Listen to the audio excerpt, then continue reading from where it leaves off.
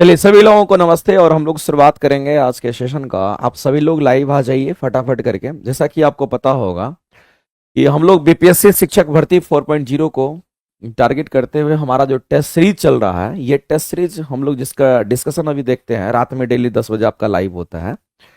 6 to 8 9 10th के जो भी बच्चे होंगे उन सभी को फायदा करेगा, यहाँ तक कि 1 to 5 पीआरटी वाले जो स्टूडेंट होंगे उनको भी फायदा करेगा। साइंस के हर एक क्वेश्चंस को आप ध्यान से देखिएगा, आपको हर एक जगह क्या करेगा तो कहीं ना कहीं ये फायदा ही करेगा। फिजिक्स, केमिस्ट्री, बायो और साथ में इन्वायरमेंट के क्वेश्चन भी आपके इसमें रहते हैं। तो 22 नंबर सेट का डिस्कशन होना है। इससे पहले हम लोग 21 नंबर सेट का क्वेश्चन हमारा टेस्ट हो चुका है और आज आपका डिस्कशन जो होना है वो 22 नंबर सेट का डिस्कशन होना है। तो चलिए हम लोग शुरुआत करते हैं आज की क्लास से। सर टेक्निकल टीम से बोल दीजिएगा कि जब क्लास नहीं हो ऐप पे तो डेट ना लगाए, टाइम जाता है। अच्छा बोल देंगे, ठीक है। आप सभी लोग मेरे भाई एक बार मैसेज करेंगे मेरी आवाज जा रही है। जितने लोग लाइव देख रहे हैं सब में कहीं से कोई दिक्कत नहीं है। तो चलिए हम लोग शुरुआत करेंगे अपने सेशन का और देखते हैं हमारा पहला क्वेश्चन क्या होना है। सबसे पहला क्वेश्चन हमारा है कि किसी सॉल्यूशन में हाइड्रोजन आयन सांद्रता मापने का जो पैमाना है उसको हम लोग क्या कहते हैं। एक बात बताइए मेरे भाई कि अगर किसी भी सॉल्यूशंस की बात कही जाती है या किसी भी विलियन की बात कही जाती है तो ये केमिस्ट्री के वो क्वेश्चन है जहां से क्वेश्चन कई बार पूछता है। और विलियन को ही इंग्लिश में हम लोग क्या कहते हैं, इसी को हम लोग सॉल्यूशन कहते हैं। ये बात आपको ध्यान रखना है। अब मेरे भाई किसी सॉल्यूशंस की अगर हम बात करते हैं, इसमें हाइड्रोजन आयन का कंसंट्रेशन हम लोग को चेक करना है। हम लोग को क्या चेक करना है, तो हाइड्रोजन आयन के कंसंट्रेशन की हम बात कर रहे हैं, ये हम लोगों को चेक करना है। तो किसी विलियन में हाइड्रोजन आयन का सांद्रता को मापने का जो पैमाना है वो हमारा क्या हो सकता है। तो मेरे भाई विलियन के अंदर हमारा क्या होगा, इसमें दो चीजें आपको ध्यान रखना है। एक तो H प्लस आयन का कंसंट्रेशन मापने का, H प्लस आयन का कंसंट्रेशन को हम लोग मापते हैं। H प्लस आयन का कंसंट्रेशन को मापने की हम बात करेंगे। साथ ही साथ हम लोग को ध्यान रखना है कि OH माइनस के कंसंट्रेशन को मापने की भी बात आती है।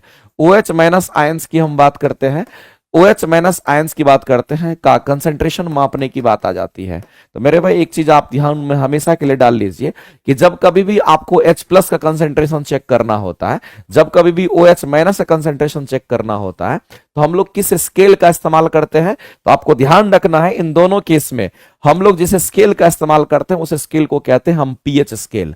तो मेरे भाई आप चाहे इसकी बात कर लीजिए चाहे आप इसकी बात कर लीजिए, इन दोनों केस में हम लोग जिस स्केल का इस्तेमाल करते हैं वो स्केल हमारा कौन सा होगा, क्योंकि उसको हम लोग पीएच स्केल के नाम से जानते हैं। ये आपको ध्यान रखना है। और जो पीएच स्केल हमारा होता है ये क्या बताता है, ये बताता है मेरे भाई कि वो अम्लीय है कि क्षारीय है कि उदासीन होता है, उसको कहीं ना कहीं बताता है। और पीएच स्केल जो हमारा होता है इसके रेंज की अगर बात करें तो पीएच स्केल में जो रेंज हमारा होता है वो कहां से कहां मापेगा। इसका रेंज मेरे भाई 0 से लेकर के कहां तक होगा, तो कहेंगे 0 से हमारा 14 तक हमारा होना होता है, ठीक है। और आप जानते भी होंगे कि पीएच स्केल में अगर हम लोग देखते हैं तो कुछ ऐसा ही हमारा स्केल होता है। और ये लाइन आप खींच दीजिए, इसमें 0 से लेकर के हमारा कहां, तो कहेंगे 14। बीच में हमारा पीएच मान अगर 7 होता है और यहां पर हम कहेंगे पीएच मान 0 और यहां पर पीएच मान हमारा 14 की बात करते हैं। तो मेरे भाई इस बात को आप हमेशा के लिए ध्यान रखना है कि हम लोग जब कभी भी मेजरमेंट करते हैं, पीएच का मापन अगर करते हैं तो हमेशा 7 से करते हैं। अगर 7 को न्यूट्रल मानते हैं तो 7 से अगर हम इधर की ओर आएंगे तो याद रखना H प्लस आयन का कंसंट्रेशन हमारा बढ़ता है। यानी कहने का मतलब यह है कि सीधा सीधा आप समझ लीजिए कि जब आप 7 से इधर 0 की तरफ आते हैं तो H प्लस आयन का कंसंट्रेशन हमारा बढ़ता है। ध्यान रखना कंसंट्रेशन किसका बढ़ेगा, तो H प्लस का। और जैसे ही H प्लस आयन का कंसंट्रेशन हमारा बढ़ता है तो मेरे भाई जो पीएच मान होता है उसकी वैल्यू कम हो जाती है। पीएच मान क्या होगा कि यहां पर कम हो जाता है। तो H प्लस आयन का कंसंट्रेशन बढ़ेगा लेकिन पीएच मान कम होगा। और जब पीएच मान कम होता है तो मेरे भाई ये अम्लीय प्रकृति का होता है। ये कैसा प्रकृति का होगा, क्योंकि हमारा अम्लीय प्रकृति का हो जाता है। ये बात आपको ध्यान रखना है। जितना ज्यादा H प्लस होगा उतना ही कम पीएच होगा, जब उतना ही कम पीएच होगा तो अम्लीय ज्यादा हमारा होगा। ये बात हम सभी लोग जानते हैं। इसी तरीके से मेरे भाई अगर हम लोग इसको अगर समझते हैं, चूंकि क्वेश्चन आपका अलग अलग रूप में पूछता है, अगर मेरे भाई हम 7 से 14 की तरफ अगर हम जाते हैं तो आपको ध्यान रखना है कि OH माइनस से कंसंट्रेशन हमारा बढ़ता है। अगर OH माइनस से कंसंट्रेशन बढ़ेगा तब तो हमारा पीएच मान की अगर हम बात करेंगे, H प्लस के बढ़ने से हमारा पीएच मान घटता था, लेकिन अब OH माइनस से कंसंट्रेशन बढ़ने से मेरे भाई हमारा पीएच मान क्या होगा, तो ये भी हमारा बढ़ जाता है। अगर पीएच मान हमारा बढ़ेगा तो हम कहेंगे वो कैसी प्रकृति का हो जाएगा, तो कहेंगे हमारा क्षारीय प्रकृति का हो जाता है। ये बात हम लोगों को पता रखना है। तो मेरे भाई ये जो पीएच हमारा स्केल होता है, जिसमें अगर पीएच मान किसी का 7 होता है तो ये हमारा न्यूट्रल का पोजीशन होता है। और न्यूट्रल कहने का मतलब है, आप समझ लीजिए उदासीन स्थिति में। हम कहते हैं मेरे भाई जैसे कि हमारे पास H2O की बात करते हैं, पानी की बात करते हैं, NaCl की बात करते हैं, इन सब की अगर बात करते हैं, ये हमारा उसका पीएच मान 7 होता है और न्यूट्रल पोजिशन में आता है। इधर जितना अधिक आएंगे उतना ही मोर एसिडिक होगा, इधर जाएंगे तो हमारा मोर बेस हो जाता है। यानी कि जैसे से हम इधर की तरफ आएंगे तो हमारा बहुत ज्यादा अम्लीय होगा, और जब उधर की ओर जाएंगे तो बहुत ज्यादा हमारा क्षारीय होगा। तो मेरे भाई अगर जब कभी भी हाइड्रोजन आयन का कंसंट्रेशन मापना होगा या OH माइनस का कंसंट्रेशन मापना होगा तो आप किसका इस्तेमाल करते हैं? तो मेरे भाई यहां पर हम लोग पीएच स्केल का इस्तेमाल करते हैं। हम किस स्केल का इस्तेमाल करते हैं? तो वो पीएच स्केल होता है। और पीएच स्केल जो बनाया है उसका नाम है, साइंटिस्ट का नाम है सोरेनसन नामक साइंटिस्ट ने इस चीज को बनाया है। चलिए आगे चलते हैं, आगे बढ़ते हैं और अगले के क्वेश्चंस को हम लोग यहां पर देखते हैं। इस क्वेश्चन का आंसर हम लोग ए ऑप्शंस यहां पर राइट करेंगे। और याद रखिएगा जब कभी भी मेरे भाई H+ दिखेगा समझ लेना H+ का कंसंट्रेशन अम्लीयता को दिखाता है, एसिडिक को बताता है, और OH माइनस जो होता है हमारा क्षार चीज को बताता है, जिसको हम लोग बेस कहते हैं, याद रखेंगे। आगे चलते हैं, अगला क्वेश्चन हमारा कहता है कि जल विद्युत का उत्पादन हमारा किस प्रिंसिपल पे काम करता है? तो हाइड्रो इलेक्ट्रिक पावर प्लांट की बात कही जा रही है मेरे भाई। हाइड्रो इलेक्ट्रिक पावर प्लांट हमारा जो होता है, जल पानी से हम लोग विद्युत का यहां पर क्या करते हैं, जनरेशन करते हैं, इलेक्ट्रिसिटी जनरेट करते हैं। लेकिन आपसे पूछा गया जो हाइड्रो इलेक्ट्रिक पावर प्लांट हमारा होता है वो किस प्रिंसिपल पे कार्य करता है? ये क्वेश्चन आपके एग्जाम का है। तो मैं आपको बता देना चाहता हूं, अगर हम हाइड्रो इलेक्ट्रिक पावर प्लांट की हम बात करते हैं, हम किसकी बात करते हैं? हम यहां पर हाइड्रो इलेक्ट्रिक पावर प्लांट की बात करते हैं। मेरे भाई मैं आपको बता देना चाहता हूं, पावर प्लांट तो बहुत सारे हैं लेकिन ये हाइड्रो है। और हाइड्रो का मतलब आप समझ लीजिए कि इसमें पानी, पन बिजली, आप जो नाम सुने होंगे, हम पन बिजली की बात करते हैं। तो हाइड्रो इलेक्ट्रिक पावर प्लांट में क्या होता है कि हम पानी को जमा करते हैं। जैसे कि मान लेते कि ये हमारा क्या तो एक डैम होता है और इस डैम में पानी को स्टोर करते हैं। हम लोग डैम में क्या करते हैं? तो पानी को स्टोर करते हैं, ये हमारा डैम होता है। और इस तरीके से हम लोग डैम बनाते हैं और नीचे का जो दीवार होता है वो मोटा बनाते हैं, ये डैम हमारा हो गया। अब ये हमारा जमीन है, ये डैम हमारा, इसमें पानी को स्टोर हम लोग कर लेते हैं। मान लेते हैं पानी इस लेवल तक हमारा स्टोर है, तो जाहिर सी बात है मेरे भाई जब पानी हमारा स्टोर होता है तो इस जमीन से कुछ ना कुछ हाइट पर स्टोर हुआ होगा। इसमें इसका मतलब है इस पानी के अंदर हमारा कौन सा एनर्जी होगा? इस पानी में हमारा पोटेंशियल एनर्जी होगा। ये बात आपको ध्यान रखना है। अब क्या होता है कि चलो यहां पानी में पोटेंशियल एनर्जी है, यहां से क्या करते हैं तो मेरे भाई पानी को हम लोग लेते हैं और किसी टैंक के माध्यम से, या फिर हम कहेंगे यहां पर किसी पाइप के माध्यम से हम पानी को आगे की ओर लेकर के जाते हैं। यहां पर पाइप होता है और इसी से हम पानी को क्या करते हैं तो नीचे की ओर लेकर के जाते हैं। तो पानी जैसे उतना हाइट से मेरे भाई नीचे आता है तो उसमें गति आता है, और जब गति आता है तो हम क्या करते हैं तो यहां पर एक नोजल फिट कर देते हैं और उस नोजल के सहारे पानी क्या करता है तो हमारा यहां पर टरबाइन होता है और इस टरबाइन का ब्लेड कुछ इस तरीके से हमारा बना हुआ रहता है। जो टरबाइन के ब्लेड होते हैं वो कुछ इस तरीके से, ये टरबाइन का ब्लेड हमारा बना हुआ रहता है। आप इस चीज को फोकस करिएगा, ऐसे करके टरबाइन के जो ब्लेड होते हैं वो हमारे बने हुए रहते हैं। ऐसे टरबाइन का ब्लेड हमारा कुछ इस तरीके से होता है, ताकि मेरे भाई इस चीज को हम बता पाए। ऐसा हमारा टरबाइन का ब्लेड होता है, ऐसा हमारा टरबाइन का ब्लेड होता है। इस चीज को आप ध्यान रखेंगे। तो होता क्या है कि जैसे मेरे भाई पानी यहां से हमारा नीचे की ओर जाता है, मान लेते कि ये पानी है और पानी यहां पर इतना ज्यादा एनर्जी के साथ था चूंकि उसके पास हमारा पोटेंशियल एनर्जी था। अब ये पानी जैसे से नीचे की ओर जाएगा तो मेरे भाई जैसे ये नोजल के पास आएगा तो नोजल में काइनेटिक एनर्जी बढ़ जाता है, तो यहां पर आपको काइनेटिक एनर्जी मिलेगा। अब ये काइनेटिक एनर्जी क्या करेगा तो इस रोटर को, यहां पर जो रोटर लगा हुआ जिस पर ब्लेड, टरबाइन जिसको हम कह रहे हैं, इसको घुमाना शुरू कर देगा। जब घूमना शुरू कर देता है हमारा यहां पर मैकेनिकल एनर्जी मिलता है। कौन सा एनर्जी? Mechanical energy.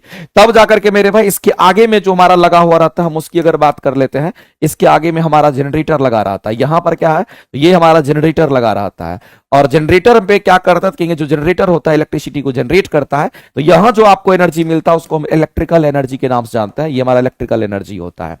तो मैं आपको कहना चाहता हूं मेरे भाई कि जब कभी भी हमारे हाइड्रो इलेक्ट्रिक पावर प्लांट की बात आती है, इतने सारे प्रोसेस से वो गुजरता है। यानी कहने का मतलब जो पोटेंशियल एनर्जी हमारा होता है ये किस में, तो कहेंगे पोटेंशियल एनर्जी हमारा काइनेटिक एनर्जी में बदल जाता है। और जो काइनेटिक एनर्जी हमारा होगा ये किस में बदलता है, तो मैकेनिकल एनर्जी में हमारा बदलता है। चूंकि जब भी घूर्णन गति होता है, जब कभी भी घूर्णन गति की बात, पंखा भी घूमता है, जब घूर्णन गति की बात होती है मेरे भाई, तो हमेशा याद रखना उसमें यांत्रिक ऊर्जा को मैकेनिकल एनर्जी कहते हैं। और इसके बाद यही हमारा इलेक्ट्रिकल एनर्जी में परिवर्तित हो जाता है।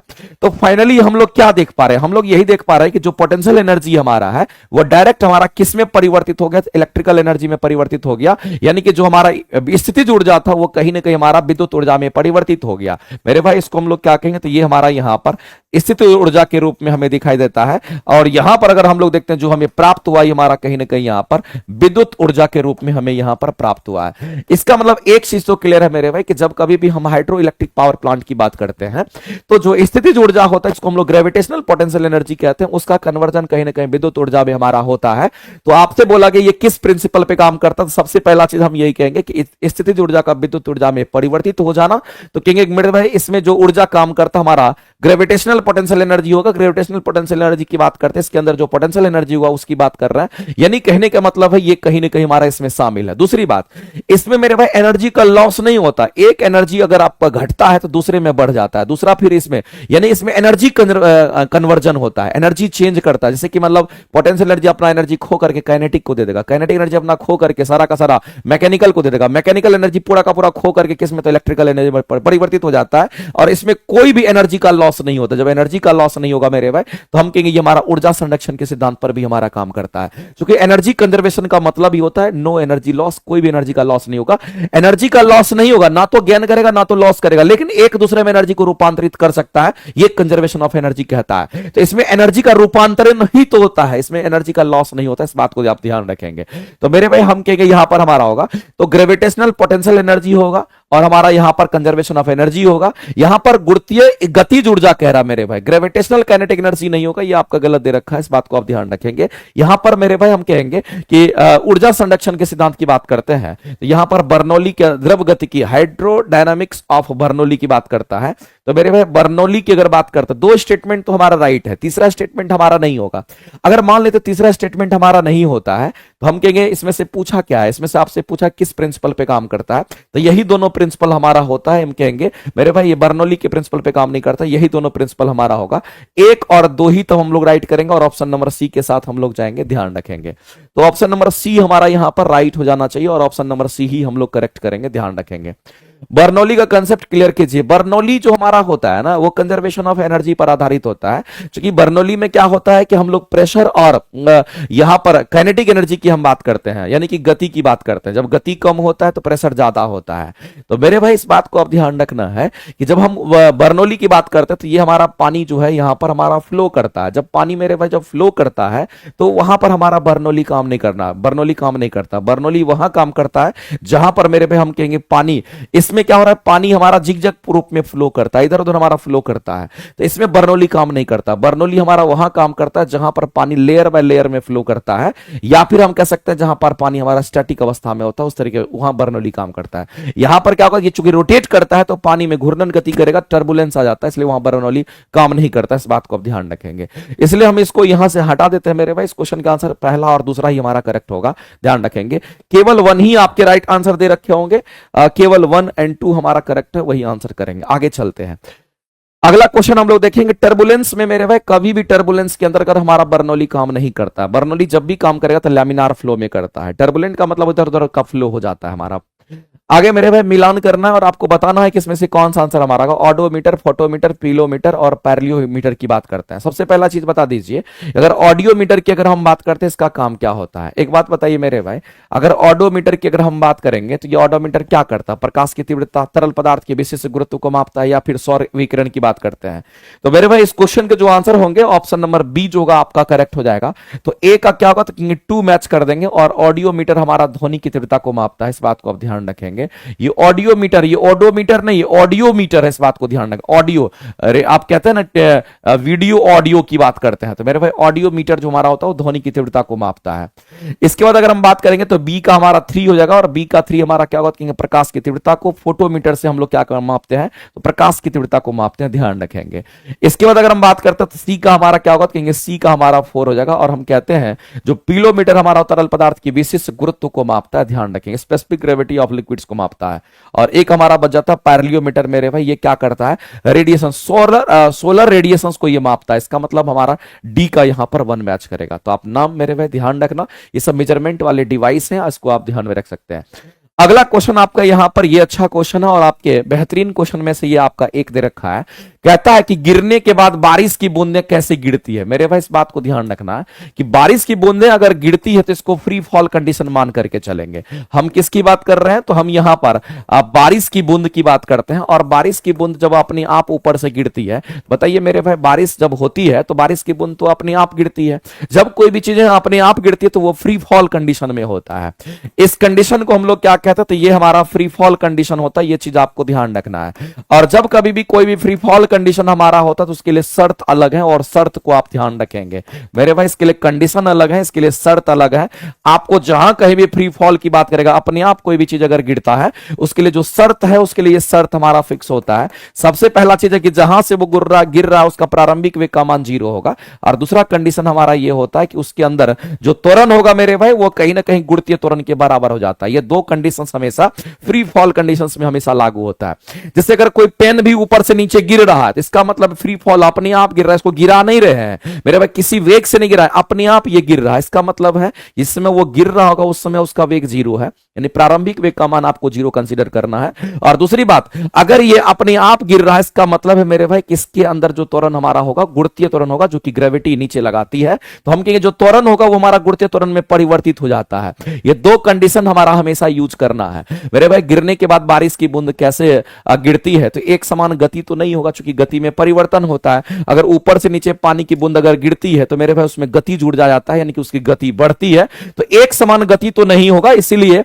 ये ऑप्शन हमारा कहीं भी यहां पर नहीं हो सकता। एक समान गति नहीं होगा तो एक समान वेग भी हमारा नहीं होगा। क्या एक समान त्वरण हो सकता है? बिल्कुल हो सकता है, लेकिन एक समान त्वरण हम लोग तभी कहेंगे मेरे भाई कि जब हमारा फ्री फॉल कंडीशंस की बात होगी। और एक समान त्वरण कहने का मतलब है इसमें जो भी एक्सीलरेशन हमारा होगा वो कौन सा होगा, इसमें जो भी एक्सेलरेशन की बात करते हैं वो कौन सा होगा मेरे में, तो हम कहेंगे ग्रेविटेशनल कांस्टेंट, ग्रेविटेशनल एक्सेलरेशन की बात करते हैं, जिसको हम लोग जी से दिखाते हैं। इसको हम लोग गुरुत्वीय त्वरण के नाम से जानते हैं। ये बात आपको ध्यान रखना, ये कैसा त्वरण होगा, इसको हम लोग गुरुत्वीय त्वरण कहते हैं। ये चीज आपको ध्यान रखना, और ये कहीं ना कहीं हमारा कांस्टेंट होता है।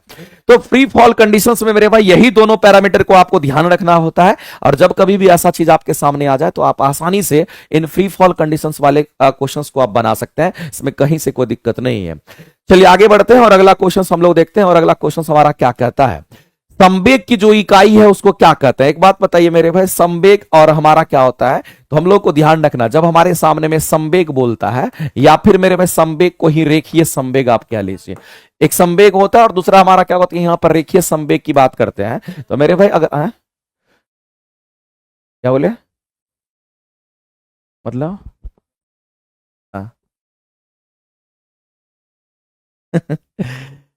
तो अगर हम संवेग की बात करते हैं, रेखीय संवेग की अगर हम बात करते हैं, तो मैं आपको बता देना चाहता हूं मेरे भाई कि संवेग और रेखीय संवेग हमारा एक ही चीज होता है, जिसको हम लोग पी से दिखाते हैं। और इसका मतलब होता है m गुना v। अगर किसी भी वस्तु का संवेग अगर निकालना है तो आप आसानी से बता सकते हैं। मान लेते कि वस्तु ये है और इस वस्तु का द्रव्यमान कितना m है, और इस वस्तु में वेग अगर मान लेते v है, तो इस वस्तु का संवेग कितना होगा। तो यही फॉर्मूला बताता है कि उसमें संवेग हमारा कितना, तो कहेंगे द्रव्यमान गुना वेग हमारा संवेग होता है। तो मेरे भाई इस बात को ध्यान रखना। अब हम लोगों से पूछा उसकी इकाई कितनी होगी, अगर फॉर्मूला पता है तो इकाई तो यूनिट तो किसी का भी निकाल सकते हैं। एक बात बताइए, द्रव्यमान को किस में मापते हैं, कहिएगा केजी में मापते हैं। और वेग का यूनिट क्या होता है, मीटर पर सेकंड होता है, यानी केजी मीटर पर सेकंड हमारा क्या होता है, राइट आंसर हो जाएगा। तो केजी मीटर पर सेकंड हमारा कौन सा होगा, कहेंगे kilogram metre per second is the right answer. Option number C आपके करेक्ट हो जाएंगे, यानी यही आपके आंसर यहां पे राइट होंगे। मेरे भाई ये तो हमारा होता है, किसकी बात कर रहे थे हम, यहां पर संवेग की बात कर रहे थे। देखो एक चीज और ध्यान में रखना, संवेग बोले कि संवेग में परिवर्तन बोले, संवेग बोले या संवेग में परिवर्तन बोले, यूनिट सेम होता है। अगर मेरे भाई हम कहेंगे अगर भौतिक राशि सेम है तो यूनिट भी हमारा सेम ही होना, उसमें कोई परिवर्तन हमारा नहीं होता है।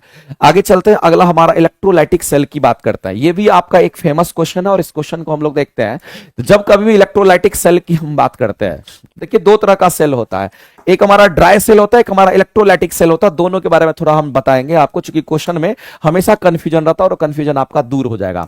मेरे भाई जब कभी भी हम इलेक्ट्रोलाइटिक सेल की बात करते हैं, जब हम इलेक्ट्रोलाइटिक सेल की बात करते हैं, तो एक चीज आप जान लीजिए कि इलेक्ट्रोलाइटिक सेल हमारा जो होता है ये इलेक्ट्रोलिसिस के प्रिंसिपल पर आधारित होता है। ये किस सिद्धांत पर हमारा काम करता है, तो आपको ध्यान रखना, ये जिस सिद्धांत पे काम करता है उसको हम कहते हैं इलेक्ट्रोलिसिस। इसको हम लोग क्या कहते हैं, इसको हम लोग कहते हैं ये हमारा इलेक्ट्रोलिसिस का प्रिंसिपल होता है, जिसको आप विद्युत अपघटनी कहते हैं, हिंदी में क्या बोलते हैं, विद्युत अपघटनी कहते हैं। और इस इलेक्ट्रोलिसिस का जो कंसेप्ट दिया गया है वो किसके द्वारा दिया गया है, तो मेरे भाई याद रखना ये हमारा फैराडे के द्वारा दिया गया है।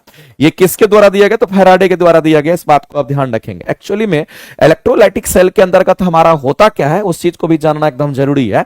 अगर इलेक्ट्रोलाइटिक सेल की हम बात करते हैं तो इसके अंदर हमारा क्या होता है, तो हम लोग सीधा जान लेंगे कि मेरे भाई जब हम इलेक्ट्रोलाइटिक सेल में एनोड और कैथोड को कनेक्ट करते हैं और जब बैटरी से कनेक्ट करते हैं तो उसके अंदर क्या होता है, क्योंकि उसी बैटरी के कारण क्या होता है उसमें आयंस में वो ब्रेक करता है और हम कहते हैं कि उसके अंदर इलेक्ट्रिसिटी का फ्लो हो जाता है। तो मेरे भाई इस बात को समझिएगा, मान लेते हैं कि यहां पर हम इलेक्ट्रोलाइटिक सेल की बात करते हैं और इसमें हम वैसे पदार्थ को हम यहां पर भर देते हैं जो पदार्थ आयंस में आसानी से टूट पाएगा। मान लेते हैं कि पहले से इसमें हमारा पानी की मात्रा है, अब इसमें हमने क्या डाल दिया, तो हम कहेंगे इसमें NaCl मिला दिया, हमने नमक मिला दिया। और मेरे भाई इसमें दो गो इलेक्ट्रोड हमारा होता है, एक हमारा कैथोड रूप में, एक हमारा एनोड होता है। लेकिन याद रखिए जिसको आप कैथोड मानेंगे वो आपका नेगेटिव होगा और जिसको आप एनोड मानेंगे वो आपका कैसा टर्मिनल होगा, तो कहेंगे पॉजिटिव होगा। तो मेरे भाई अगर इसको प्लस मानते हैं, अगर इसको माइनस मानते हैं, या फिर इस तरीके से आप देख लीजिए, अगर मान लेते हैं थोड़ी देर के लिए कि ये अगर मान लेते हैं बड़ा वाला हमारा प्लस होता है, इसको प्लस मान दिया तो इसको माइनस मानते हैं। लेकिन जिसको भी आप माइनस मानेंगे आप ध्यान रखना मेरे भाई उसको हम कैथोड कहते हैं, यानी कि जो नेगेटिव टर्मिनल होता है उसको हम, इस इलेक्ट्रोड को हम कैथोड कहेंगे, और जो पॉजिटिव टर्मिनल से जुड़ा होता है बैटरी का उसको हम लोग क्या कहते हैं, तो इसको हम लोग यहां पे एनोड कहते हैं। तो एक हमारा कैथोड का, एक हमारा एनोड का होता है। तो मेरे भाई इसके अंदर हमारा एक सॉल्यूशन है और वैसा सॉल्यूशन है जो आयंस में टूट सकता है आसानी से, जो आयंस में टूट सकता है आसानी से। अब मेरे भाई दोनों चीज टूटेगा, अगर H2O को टूटते हुए अगर देखना चाहेंगे तो ये H प्लस में टूटेगा और हमारा OH माइनस में टूटेगा। अगर NaCl को टूटना देखना चाहते हैं तो Na प्लस में टूटेगा और साथ ही साथ Cl माइनस में टूटेगा। होगा क्या मेरे भाई, इसमें दो चीज का मूवमेंट हमारा होता है। दो चीज में किसका किसका मूवमेंट होता है उनकी चर्चा हम कर लेते हैं। तो इसमें मेरे भाई hydrogen ion H plus ion का हमारा मूवमेंट होता है और साथ ही साथ हमारा क्लोरीन का मूवमेंट होता है। तो माइनस वाला प्लस वाले पर जाएगा और प्लस वाला माइनस वाले पर जाएगा। मेरे भाई ये प्लस का टर्मिनल हमारा, माइनस का ये हमारा माइनस का टर्मिनल है, इसका मतलब प्लस इस पर जाएगा, यानी कि हाइड्रोजन इस पर जाकर के चिपकेगा और जो क्लोरीन हमारा माइनस है ये हमारा प्लस वाले पर जाकर के चिपकेगा। तो ये आयंस का इसमें मूवमेंट हो जाता है और हम कहते हैं कि इसी इलेक्ट्रोलाइटिक सेल के अंदर बैटरी हम जैसे ही लगाते हैं तो मेरे भाई इसमें रासायनिक ऊर्जा में ये परिवर्तित हो जाता है। तो जो विद्युत ऊर्जा होता है वो हमारा किस में परिवर्तित हो जाता है, हम कहेंगे रासायनिक ऊर्जा में परिवर्तित हो जाता है और इसके अंदर हमारा इलेक्ट्रिसिटी का फ्लो स्टार्ट हो जाता है।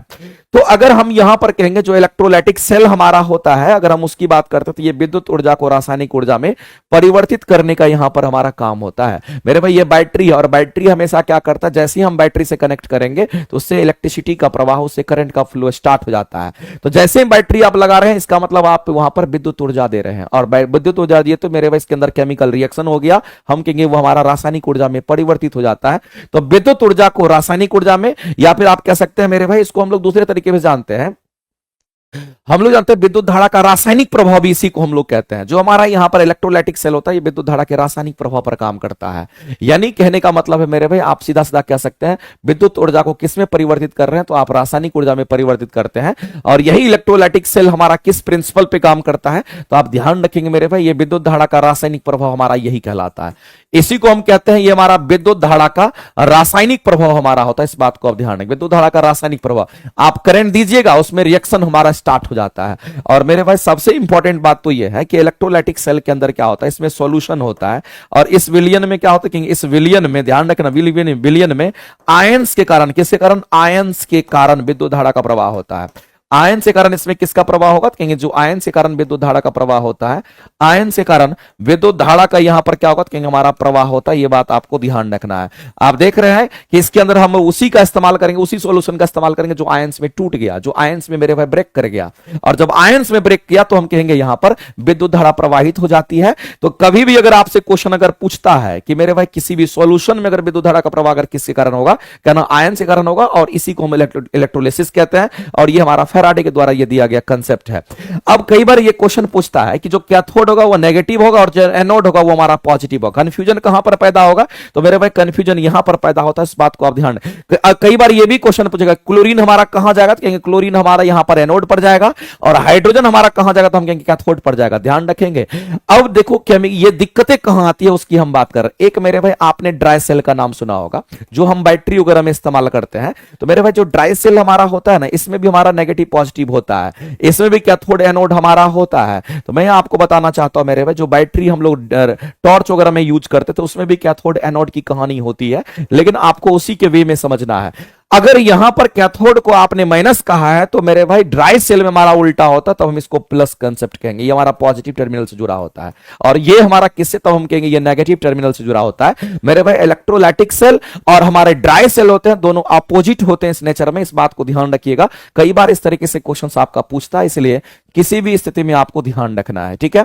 आगे चलते हैं, अगला क्वेश्चन हम लोग देखते हैं। लेकिन इसमें जितना भी बात हम बोले हैं सभी आपके एग्जाम का क्वेश्चन है, ए टू जेड किसी भी सूरत में आपको आना चाहिए।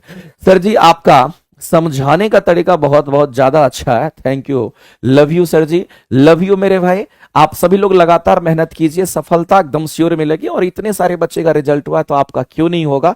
आप भी लगातार मेहनत कर रहे हैं तो इस बार आप ही की बारी है। बस ये सोच लेना कि इस बार किसी भी सूरत में हमको सिलेक्शन लेना है, लेकिन आपको मेरे भाई सब कुछ का तरीका पता होना चाहिए। जैसे कि हम आपके सामने में ये थ्योरी क्लासेस दिए हैं, तो कुछ सोच समझ करके आपको क्लासेस दी गई है। बीपीएससी शिक्षक भर्ती हमारा टारगेट रहता है मैक्सिमम बच्चे का रिजल्ट कराना। अगर आपका रिजल्ट होगा तो हमारे संस्थान का रिजल्ट हुआ, हमारे संस्थान अपने आप ऊपर बुलंदी पे चला जाएगा। तो बीपीएससी शिक्षक भर्ती की अगर बात करते हैं 4.0 के लिए, हम लोग यहां पर टारगेट करते हैं कि हम वैसा कंटेंट पढ़ा दें, वैसा थ्योरी आपको पढ़ा दें जो मेरे भाई आपके एग्जाम को हिट करता है। तो थ्योरी में अगर आप देखिएगा, साइंस की हम बात करते हैं, साइंस में फिजिक्स केमिस्ट्री बायो की अगर हम बात करते हैं तो उसके लिए कंप्लीट थ्योरी की बैचेज हमारी अवेलेबल हैं और ये क्लासेस चल भी रही हैं, स्टार्ट हो गई है। इंजेक्शन बैच के नाम से आपको मिलेगा। इंजेक्शन बैच 6 to 8 के लिए भी मिलेगा, 9-10 के लिए मिलेगा, और किसी का 6 to 8 9-10 दोनों होगा तो दोनों के कंबाइंड बैच भी मिलेंगे। प्लेटफॉर्म बाय नवीन कुमार सिंह एप्लीकेशन पर मिलना है तो आप वहां से डायरेक्ट जाकर के जुड़ सकते हैं और अपनी तैयारी को बहुत अच्छा कर सकते हैं, ठीक है। इसमें कहीं से कोई दिक्कत वाली बात नहीं है। और मेरे भाई एक बात और कहना चाहते हैं, कल आपको किसी भी सूरत में कल 9:15 बजे आपको नहीं भूलना है। कल 9:15 बजे सुबह में हम लाइव आएंगे इसी चैनल पर, प्लेटफॉर्म टीचर वाले चैनल पर ही हम लाइव आएंगे। और आपका एक मैराथन हम सोच लिए कि सैटरडे संडे को प्रोवाइड करेंगे, जिससे कि आपका एनसीईआरटी वगैरह भी कवर होता चला जाएगा और कहीं ना कहीं आपको वहां से भी बहुत बेनिफिट मिलेगा देखने को। तो हम लोग वहां पर भी फिजिक्स केमिस्ट्री बायो के बेहतरीन क्वेश्चन को कल देखने वाले हैं, तो तैयार रहिएगा। सुबह सुबह हम आपके सामने मिलेंगे और 3-4 घंटे की क्लासेस हम आपको दे रहे हैं वहां से। तो चलिए अगला क्वेश्चन हम लोग देखते हैं। कहता है कि दहन की बात करते हैं। मेरे भाई दहन कहने का मतलब हम कंबसन की बात करते हैं, और कंबसन कैसा हमारा रिएक्शन होता है इसकी बात कर रहा है। मेरे भाई एक बात ध्यान रखना, जब कभी भी हमारे सामने में कंबसन की बात आती है तो हम लोग को इजीली समझना है। और कंबसन कहने का मतलब दहन की बात करते हैं। दहन को कैसे समझेंगे मेरे भाई, जैसे कि आप गाड़ी में मान लेते कि तेल वगैरह जलाते हैं, तो आप कहते हैं कि सर गाड़ी में तेल जलाते हैं। कंबसन कहने का मतलब एयर तो जरूरी होता ही किसी भी चीज को जलने के लिए।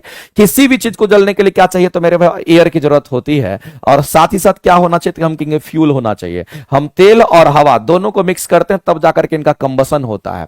जब इनका कंबसन होता है मेरे भाई तो दो तरह की चीजें निकल करके आती है। अगर इसी में कंप्लीट कंबसन होगा तो कुछ और मिलेगा, इनकंप्लीट कंबसन होगा तो कुछ और होता है। तो मेरे भाई जब हम इसके इनकंप्लीट कंबसन की हम पहले बात कर लेते हैं। अगर इनकंप्लीट कंबसन हुआ, अगर इनकंप्लीट हमारा कंबसन हुआ, इसका मतलब पूरी तरीके से अगर नहीं जला तो समझ लेना मेरे भाई कुछ ना कुछ कार्बन पार्टिकल्स हमारा बच जाएगा। फ्यूल मेरे भाई जितने भी आप देखते होंगे, डीजल पेट्रोल जो कुछ भी आपका बनता वो सभी के सभी किससे बना होता, कार्बन पार्टिकल्स उसमें मिक्स होते हैं। तो मेरे भाई अगर हम फ्यूल्स की बात करते हैं, इस फ्यूल्स में हम एयर के साथ कंबाइन करते हैं तब जाकर के चिंगारी देते हैं तो यहां पर आग लग जाता है। लेकिन अगर मेरे भाई अगर एयर और फ्यूल जब जलता है तो उसी को हम दहन कहते हैं, उसी को कंबसन कहते हैं। अगर इनकंप्लीट कंबसन होगा तो याद रखना कार्बन मोनोऑक्साइड गैस फॉर्म करता है जो कि जहरीला गैस होता है। लेकिन मेरे भाई अगर यही चीज अगर कंप्लीट कंबसन अगर हो जाता है, अगर पूरी तरीके से बढ़िया तरीके से अगर जल जाता है, कंप्लीट अगर कंबसन होता है, तो कंप्लीट कंबसन के केस में क्या होगा, कार्बन डाइऑक्साइड गैस का फॉर्मेशन होता है, CO2 गैस का फॉर्मेशन होता है। कई बार ये क्वेश्चन आपके एग्जाम में भी आया है। अब मेरे भाई जब एयर और फ्यूल का हम रिएक्शन कराते हैं तो जाहिर सी बात है कार्बन डाइऑक्साइड गैस तो हमको मिलना ही मिलना है। लेकिन मेरे भाई इस बात को आप ध्यान रखना कि यहां से कुछ हीट भी हमारा, यहां से हीट पैदा होता है, हीट बाहर निकलता है। यहां से भी हमको क्या मिलेगा, तो कहेंगे यहां से कुछ हीट बाहर निकलता है। यानी कहने का मतलब है इससे उष्मा बाहर निकलता है, और जिससे भी उष्मा बाहर निकलता है वो हमारा कैसा रिएक्शन होगा, तो कहेंगे उसको हम लोग उष्मा क्षेपीय विक्रिया के नाम से हम जानते हैं। उष्मा को बाहर करने वाला विक्रिया उष्मा क्षेपीय विक्रिया कहलाती है। ये बात आपको किसी भी सूरत में ध्यान रखना है, और इसी को एक्सोथर्मिक रिएक्शन के नाम से हम लोग जानते हैं। तो मेरे भाई कंबसन रिएक्शन के लिए इंपॉर्टेंट है कि इस चीज को आप यहां पर ध्यान रखेंगे, कई बार इस पर क्वेश्चंस आपके पूछ जाते हैं। अब मामला यहां पर समझिएगा जो मैं आपको आगे बताने वाला हूं मेरे भाई। ये तो पता चल गया कि उष्मा बाहर निकलेगा और ये उष्मा क्षेपीय विक्रिया होगा, और ये कहीं ना कहीं मेरा यहां पर हम कहेंगे एक्सोथर्मिक रिएक्शन हमारा होगा। तो मेरे भाई ये स्टेटमेंट तुम्हारा किसी भी सूरत में यहां पर हम कहेंगे कि सही है, लेकिन अदर स्टेटमेंट को भी पढ़ते हैं। क्या कहता है?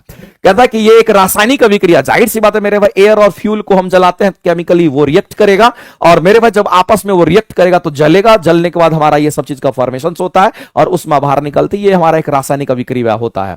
दूसरी बात मेरे भाई, इस बात को समझिएगा कि अगर हम एयर की बात करते हैं और फ्यूल के दहन की बात करते हैं, जाहिर सी बात है कि फ्यूल को जलने के लिए ऑक्सीजन का रिक्वायरमेंट होता है। बिना एयर का, बिना ऑक्सीजन का तुम्हारा फ्यूल जलेगा ही नहीं। जब वो ऑक्सीजन लेता है, इसका मतलब है मेरे भाई ऑक्सीकरण की अभिक्रिया हो रही है। इसका मतलब है कि यहां पर ऑक्सीडेशन भी हमारा हो जाता है। मेरे भाई ऑक्सीजन लेने की बात होती है तो हम कहेंगे ऑक्सीकरण हो जाएगा। जब ऑक्सीकरण हो जाएगा तो मेरे भाई अवकरण नहीं होगा, क्योंकि दोनों उल्टा होता है। इस बात को आप ध्यान रखेंगे। इसका मतलब है एक दहन अभिक्रिया जो हमारा होता है वो तीनों तरह के हमारे रिएक्शंस को शो करता है। तो आंसर करेंगे 1 2 3 हमारा राइट हो जाएगा। बताइए कौन सा आंसर करेंगे मेरे भाई? तो 1 2 3 नहीं है तो उपयुक्त में से एक से अधिक के साथ जाइए। ऑप्शन नंबर डी आपका करेक्ट होगा। तो मेरे भाई जैसे दहन की हम बात करते हैं, हम लोग बाइक भी चलाते हैं ना, तो बाइक में एयर और फ्यूल का दहन होता है, उसको भी हम लोग इसी तरीके से रिलेट करते हैं। और दहन होने के बाद हम लोग को पावर मिलता है और गाड़ी चलाते हैं। जब गाड़ी में पावर मिलता है तो उसी से हम लोग क्या करते हैं, तो गाड़ी से एक जगह से दूसरे जगह हम जाते हैं, तो वहां पर कहीं ना कहीं इसी एयर और फ्यूल का कंबसन होता है। ध्यान रखेंगे। आगे चलते हैं। ऑक्सीजन के कितने समस्थानिक होते हैं? मेरे भाई ऑक्सीजन के जो समस्थानिक होते हैं उसकी संख्या कितनी होती है? क्योंकि यहां पर 3 होता है। मेरे भाई ऑक्सीजन के भी 3 समस्थानिक होगा, तो ऑक्सीजन का परमाणु संख्या तो फिक्स होता है मेरे भाई। समस्थानिक का मतलब होता है कि यहां पर परमाणु संख्या में कोई अंतर नहीं होता है। तो एक तो हमारा कहेंगे यहां पर 16 होगा, और परमाणु संख्या कितना? 8 होगा। द्रव्यमान संख्या 16 है। दूसरा हमारा क्या, तो परमाणु संख्या में कोई परिवर्तन नहीं होगा, तो हम कहेंगे ये हमारा 17 होगा। और तीसरा हमारा होता है मेरे भाई, हम कहेंगे परमाणु संख्या में कोई परिवर्तन नहीं, तो हम कहेंगे द्रव्यमान संख्या इसका कितना? तो 18 हो जाएगा। मेरे भाई ये 3 को जो आप देख रहे हैं, ये तीनों के तीनों हमारे ऑक्सीजन के यहां पर क्या है, तो यहां पर तीनों के तीनों हमारे क्या है, तो ये ऑक्सीजन के हमारे यहां पर समस्थानिक होते हैं। जैसे आप कार्बन के भी समस्थानिक को आप पढ़ते होंगे, C6H2, C6 ये 12 की बात करते हैं, या फिर मेरे भाई ये 13 की बात कर लेते हैं, या फिर हम लोग यहां पर 14 की बात करते हैं। तो कार्बन के भी कितने समस्थानिक है? तो आपको ध्यान रखना है कि कार्बन के भी हमारे 3 समस्थानिक होते हैं। इसी तरीके से हाइड्रोजन के समस्थानिक की अगर बात करेंगे तो हम लोग हाइड्रोजन में भी पढ़ते हैं 1H1, हाइड्रोजन में ही हम लोग पढ़ते हैं यहां पर 1H2 की बात करते हैं, और हाइड्रोजन में पढ़ते हैं 1H3 की बात करते हैं। यहां भी परमाणु संख्या समान, द्रव्यमान संख्या अलग अलग है, तो यह भी एक प्रकार का समस्थानिक है। और हाइड्रोजन के कितने समस्थानिक होंगे? तो हाइड्रोजन के भी 3 समस्थानिक होंगे। आपको मेरे भाई ये सारी बातें ध्यान में रखनी है, और ये क्वेश्चन कई बार इस तरीके से रिलेट करके पूछता है। तो ऑक्सीजन के कितने समस्थानिक? 1 2 3 हो गया। परमाणु संख्या समान, द्रव्यमान संख्या अलग, समस्थानिक कहलाता। आगे चलते हैं। अगला हमारा है कि श्वसन दौरान के दौरान, कह रहे कि श्वसन के दौरान किसका विघटन नहीं होता है? मेरे भाई यहां पर रेस्पायरेशन की बात कही गई है, श्वसन के दौरान की बात कही गई, ये इस पर आपको फोकस करना है। और कहता है कि किसका विघटन नहीं होता, उस पर फोकस करना है। कौन हमारा नहीं टूटता है? मेरे भाई इस पर हमको फोकस करना है, किसका विघटन नहीं होता, इस पर हम लोग को फोकस करना है। एक बात बताइए कि जो श्वसन की क्रिया होती है वो कहां पर होती है? तो हम सभी लोग जानते हैं कि रेस्पायरेशन की जब कभी भी बात होती है ना, अगर श्वसन की क्रिया की अगर हम बात करेंगे तो हम लोगों को ध्यान रखना है, ये जो श्वसन की क्रिया होती है हमारे कहां पर होती है? तो हम कहेंगे हमारे माइटोकॉन्ड्रिया में होता है। ये चीज हम लोगों को किसी भी सूरत में, किसी भी परिस्थिति में ये चीज हम लोगों को ध्यान रखना है। कहां पर होगा? तो हमारे माइटोकॉन्ड्रिया में। श्वसन की क्रिया कहां पर होगी? तो माइटोकॉन्ड्रिया में होती है। ये बात आपको ध्यान रखना है। और जब मेरे भाई श्वसन की क्रिया होती है तो इसी दौरान हमारा क्या होता है? श्वसन में क्या करते हैं हम लोग? ऑक्सीजन लेते हैं। इसका मतलब है कि मेरे भाई ऑक्सीजन के प्रेजेंस में होता है। ये ऑक्सीजन के प्रेजेंस में होता है, ये बात आपको ध्यान रखना। ऑक्सीजन के प्रेजेंस में हमारा क्या होता है? ऑक्सीजन के प्रेजेंस में होता है, इस बात को ध्यान रखना। कौन? तो कहेंगे श्वसन की जो क्रियाएं होती है ऑक्सीजन के प्रेजेंस में होता है। इसीलिए जब ऑक्सीजन के प्रेजेंस में होगा तो उसको हम लोग वायवीय श्वसन कहते हैं। इस बात को आप ध्यान रखेंगे। इसी को जब ऑक्सीजन के प्रेजेंस में होगा तो इसको हम लोग कहते हैं वायवीय श्वसन कहते हैं। ये चीज आपको ध्यान रखना। ये हमारा क्या कहलाता है? इसको हम लोग वायवीय श्वसन के नाम से हम लोग जानते हैं, यानी कि ऑक्सीजन के प्रेजेंस में हमारा हो रहा है। अब होता क्या है मेरे भाई? तो श्वसन की क्रिया के दौरान होता क्या है कि जब ग्लूकोज की हम बात करते हैं, हम लोग मेरे भाई यहां पर ग्लूकोज की बात करते हैं, ग्लूकोज से डायरेक्ट एनर्जी हम लोग को तो मिलता नहीं है। तो ग्लूकोज जब टूटता है तो यही बदलता है किस में? तो पायरुविक एसिड का निर्माण करता है। और फिर पायरुविक एसिड से क्या बनता है, तो मेरे भाई हम सभी लोग जानते हैं कि इसी से पायरुवेट का निर्माण होता है, और पायरुवेट से हमें क्या मिलता है, तो कहेंगे यहीं पर 36 एटीपी ऊर्जा का निर्माण हमारा यहां पर होता है। तो 36 एटीपी ऊर्जा का निर्माण हमारे माइटोकॉन्ड्रिया में होता है, लेकिन जब ग्लाइकोलिसिस, जब ग्लूकोज टूटता है हमारा पायरुविक एसिड में टूटता है, तो ये हमारा ग्लाइकोलिसिस का जो प्रोसेस होता है ये कहां पर होता है, तो मेरे भाई ये 36 एटीपी ऊर्जा का निर्माण कहां पर होगा, तो हमारे माइटोकॉन्ड्रिया में होता है। ये कहां पर होगा, तो कहेंगे हमारे माइटोकॉन्ड्रिया में। ये चीज तो मेरे भाई माइटोकॉन्ड्रिया के अंतर्गत हमारा होता है। ये 36 एटीपी ऊर्जा का निर्माण माइटोकॉन्ड्रिया में होता है, ये बात आप सभी लोग जानते होंगे। लेकिन ग्लूकोज जब टूटता है पायरुविक एसिड में, जब वो बदलता है, इसकी हम बात कर रहे हैं, इस पर आप फोकस करिए। ग्लूकोज टूटेगा, पायरुविक एसिड में बदलता है, तो ये कहां पर होगा मेरे भाई, तो ये साइटोप्लाज्म के अंतर्गत होता है। ये किस में होगा, तो हम कहेंगे साइटोप्लाज्म की बात करते हैं, और साइटोप्लाज्म को ही हम लोग क्या कहते हैं, तो यहां पर कोशिका द्रव के नाम से हम जानते हैं, इसी में होता है। और जब साइटोप्लाज्म में हमारा ये ग्लूकोज टूटता है, तो इसी प्रोसेस को ग्लाइकोलिसिस कहते हैं, और यहां पर 2 एटीपी ऊर्जा का निर्माण होता है। कितना एटीपी, तो 2 एटीपी ऊर्जा का निर्माण होता है, लेकिन यहां पर ग्लाइकोलिसिस का प्रोसेस होता है मेरे भाई। ग्लूकोज का पायरुविक एसिड में बदल जाना, इसी प्रोसेस को हम क्या कहते हैं, ग्लाइकोलिसिस के नाम से जानते हैं। इस बात को आप ध्यान रखेंगे।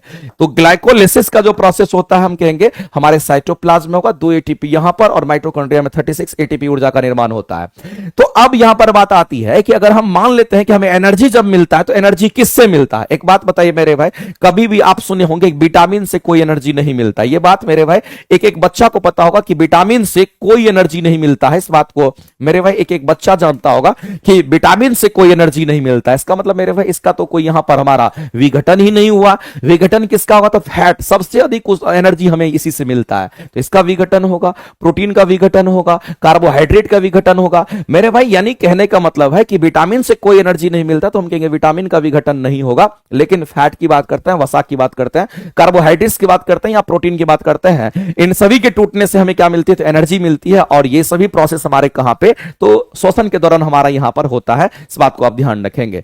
तो विघटन किस में नहीं होगा मेरे भाई, तो हम कहेंगे यहां पर विटामिन में नहीं होगा, तो हम आंसर करेंगे ऑप्शन नंबर सी जो हमारा होगा, ये हमारा ओनली 4 के लिए राइट हो जाएगा, और ऑप्शन नंबर सी करेक्ट करेंगे।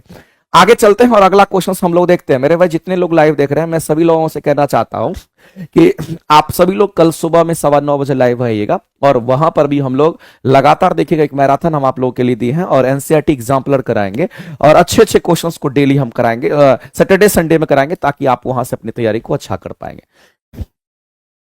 अगला क्वेश्चन कहता है मेरे भाई केंद्रिका। देखो केंद्रक और केंद्रिका दोनों अलग अलग चीज है। ये केंद्रक है, ये केंद्रक नहीं है, ये केंद्रिका की बात कर रहा है। यहां पर इंग्लिश टर्म गलत लिखा हुआ है। इसको न्यूक्लियस के नाम से हम लोग जानते हैं।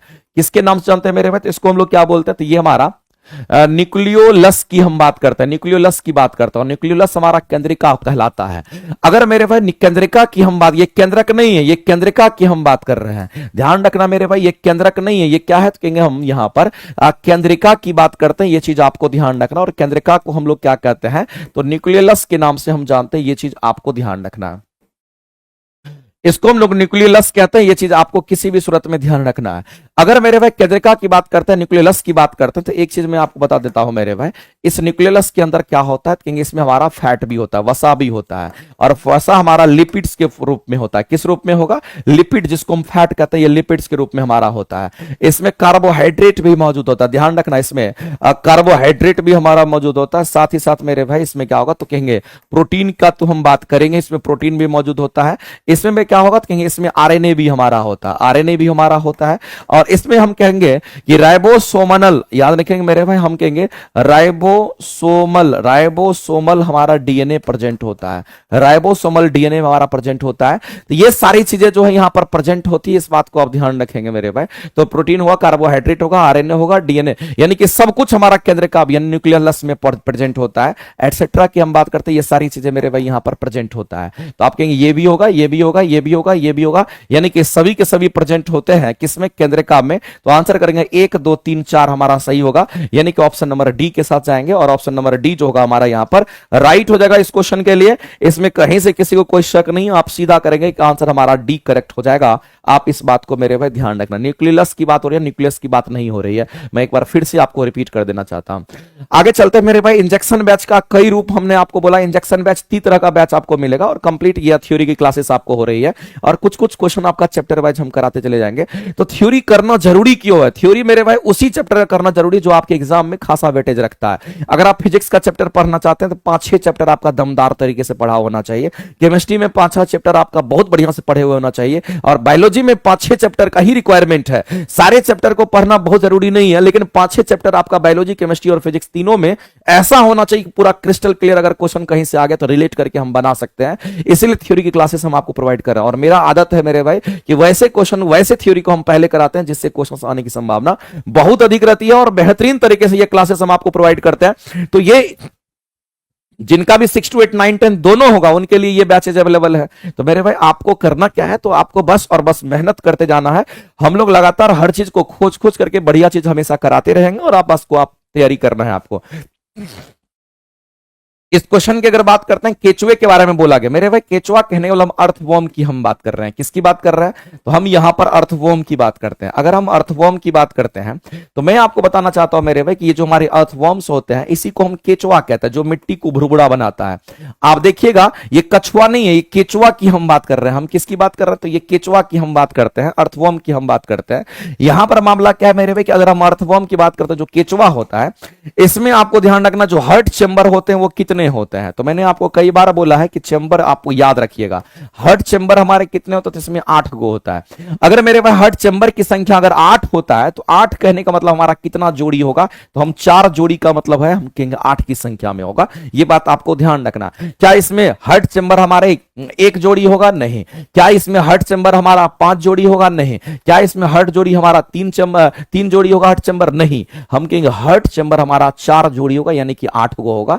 उपयुक्त में से हम कहेंगे यहां पर कोई नहीं के साथ जाएंगे, क्योंकि ऑप्शन नंबर हमारा कौन सा? कहीं यहां पर कोई नहीं यहां पर दे रखा। केचुआ की हम बात करें, कछुआ नहीं है, ये केचुआ की हम बात करते हैं। और सबके बारे में भी आपको थोड़ा थोड़ा पता होना चाहिए। जैसे कि मेरे भाई आपको बता देना था, जितने भी पक्षी वर्ग की हम बात करते हैं या फिर जितने भी स्तनधारी की हम बात कर लेते हैं, तो आपको ध्यान रखना है कि पक्षी वर्ग और स्तनधारी की जब हम बात करते हैं तो याद रखना इसके हार्ट चेंबर कितने होते हैं? 4 गो होता है।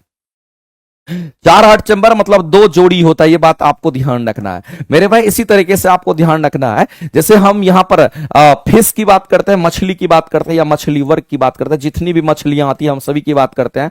तो मछली वर्ग में जो हार्ट चेंबर होते हैं वो कितने होते हैं? तो मेरे भाई इसमें 2 ही होता है।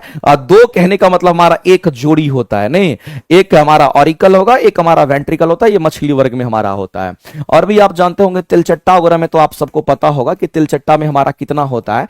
लेकिन फिर भी जान लीजिए तिलचट्टा में मेरे भाई 13 हार्ट चेंबर होते हैं। 13 हार्ट चेंबर हमारा यहां पर होता है। ठीक है, आपको ध्यान रखना है। और सरीसृप वगैरह में देखिएगा तो आपको ध्यान रखना है कि अगर हम घड़ियाल की बात कर लेते हैं, हम किसकी बात कर रहे हैं? तो घड़ियाल की बात करते हैं, या फिर मेरे भाई मगरमच्छ की हम बात करते हैं। तो घड़ियाल और मगरमच्छ की जब कभी भी हम बात करते हैं तो इन दोनों को देखिएगा तो सरीसृप में आता है, लेकिन इसमें हार्ट चेंबर 4 को होता है, 3 को हमारा काम का, एक फॉल्स चेंबर होता है। तो घड़ियाल और मगरमच्छ तो हमारा सरीसृप है, लेकिन फिर भी इतना होता है। ये एक्सेप्शन अपवाद हमारा है। तो मेरे भाई ये हमारा अपवाद होता है किस श्रेणी में? तो अपवाद हमारा उस श्रेणी में होगा जब हम बात करते हैं किसका? रेंगने वाले की बात करते हैं, जब हम यहां पर सरीसृप की बात करते हैं। लेकिन मेरे भाई जितने भी सरीसृप, इन दोनों को छोड़ करके जितने भी सरीसृप होता है इसमें कितना होगा? 3 हार्ट चेंबर होता है। इसको ध्यान में रखेंगे। या फिर मेरे भाई उभयचर की बात कर लीजिए, जो मेढक वगैरह हमारा होता है, उस उभयचर में भी 3 ही हार्ट चेंबर होता है। यानी कहने का मतलब है इतना डेटा हम आपको लिखा दिए हैं, ये आपको पता होना चाहिए। इसके हिसाब से कई बार क्वेश्चंस पूछ लेता है तो आप आसानी से बता सकते हैं। आगे चलते हैं, प्रोटीन संश्लेषण का जो सही क्रम है उसके बारे में हम लोग चर्चा करते हैं। मेरे भाई ये क्वेश्चंस आपके बीपीएससी के लिए बहुत ही फेमस क्वेश्चन और कई बार ये पूछता है, इसलिए आपके एग्जाम आस्किंग क्वेश्चन यहां से हो सकते हैं, इसलिए खासा इंपॉर्टेंट है, आपको ध्यान रखना है। प्रोटीन संश्लेषण में क्या होगा? तो मेरे भाई आपको ध्यान रखना, जो डीएनए है, ये डीएनए हमारा किसमें? तो कहेंगे डीएनए हमारा आरएनए में बदलता है। तो कहेंगे डीएनए जब हमारा आरएनए में परिवर्तित, तो इसको हम लोग ट्रांसक्रिप्शन के नाम से हम लोग जानते हैं। कई बार मैंने आपको बताया मेरे में, और आपको ध्यान भी रखना है, ये हमारा ट्रांसक्रिप्शन का प्रोसेस होता है कि डीएनए से आरएनए बन जा, लेकिन ये उल्टा भी होता है, आरएनए से डीएनए भी होता है। इसको हम लोग रिवर्स कहते हैं। ये हमारा रिवर्स उसी का जस्ट उल्टा होगा, और इसको रिवर्स ट्रांसक्रिप्शन के नाम से हम लोग जानते हैं इस प्रोसेस को।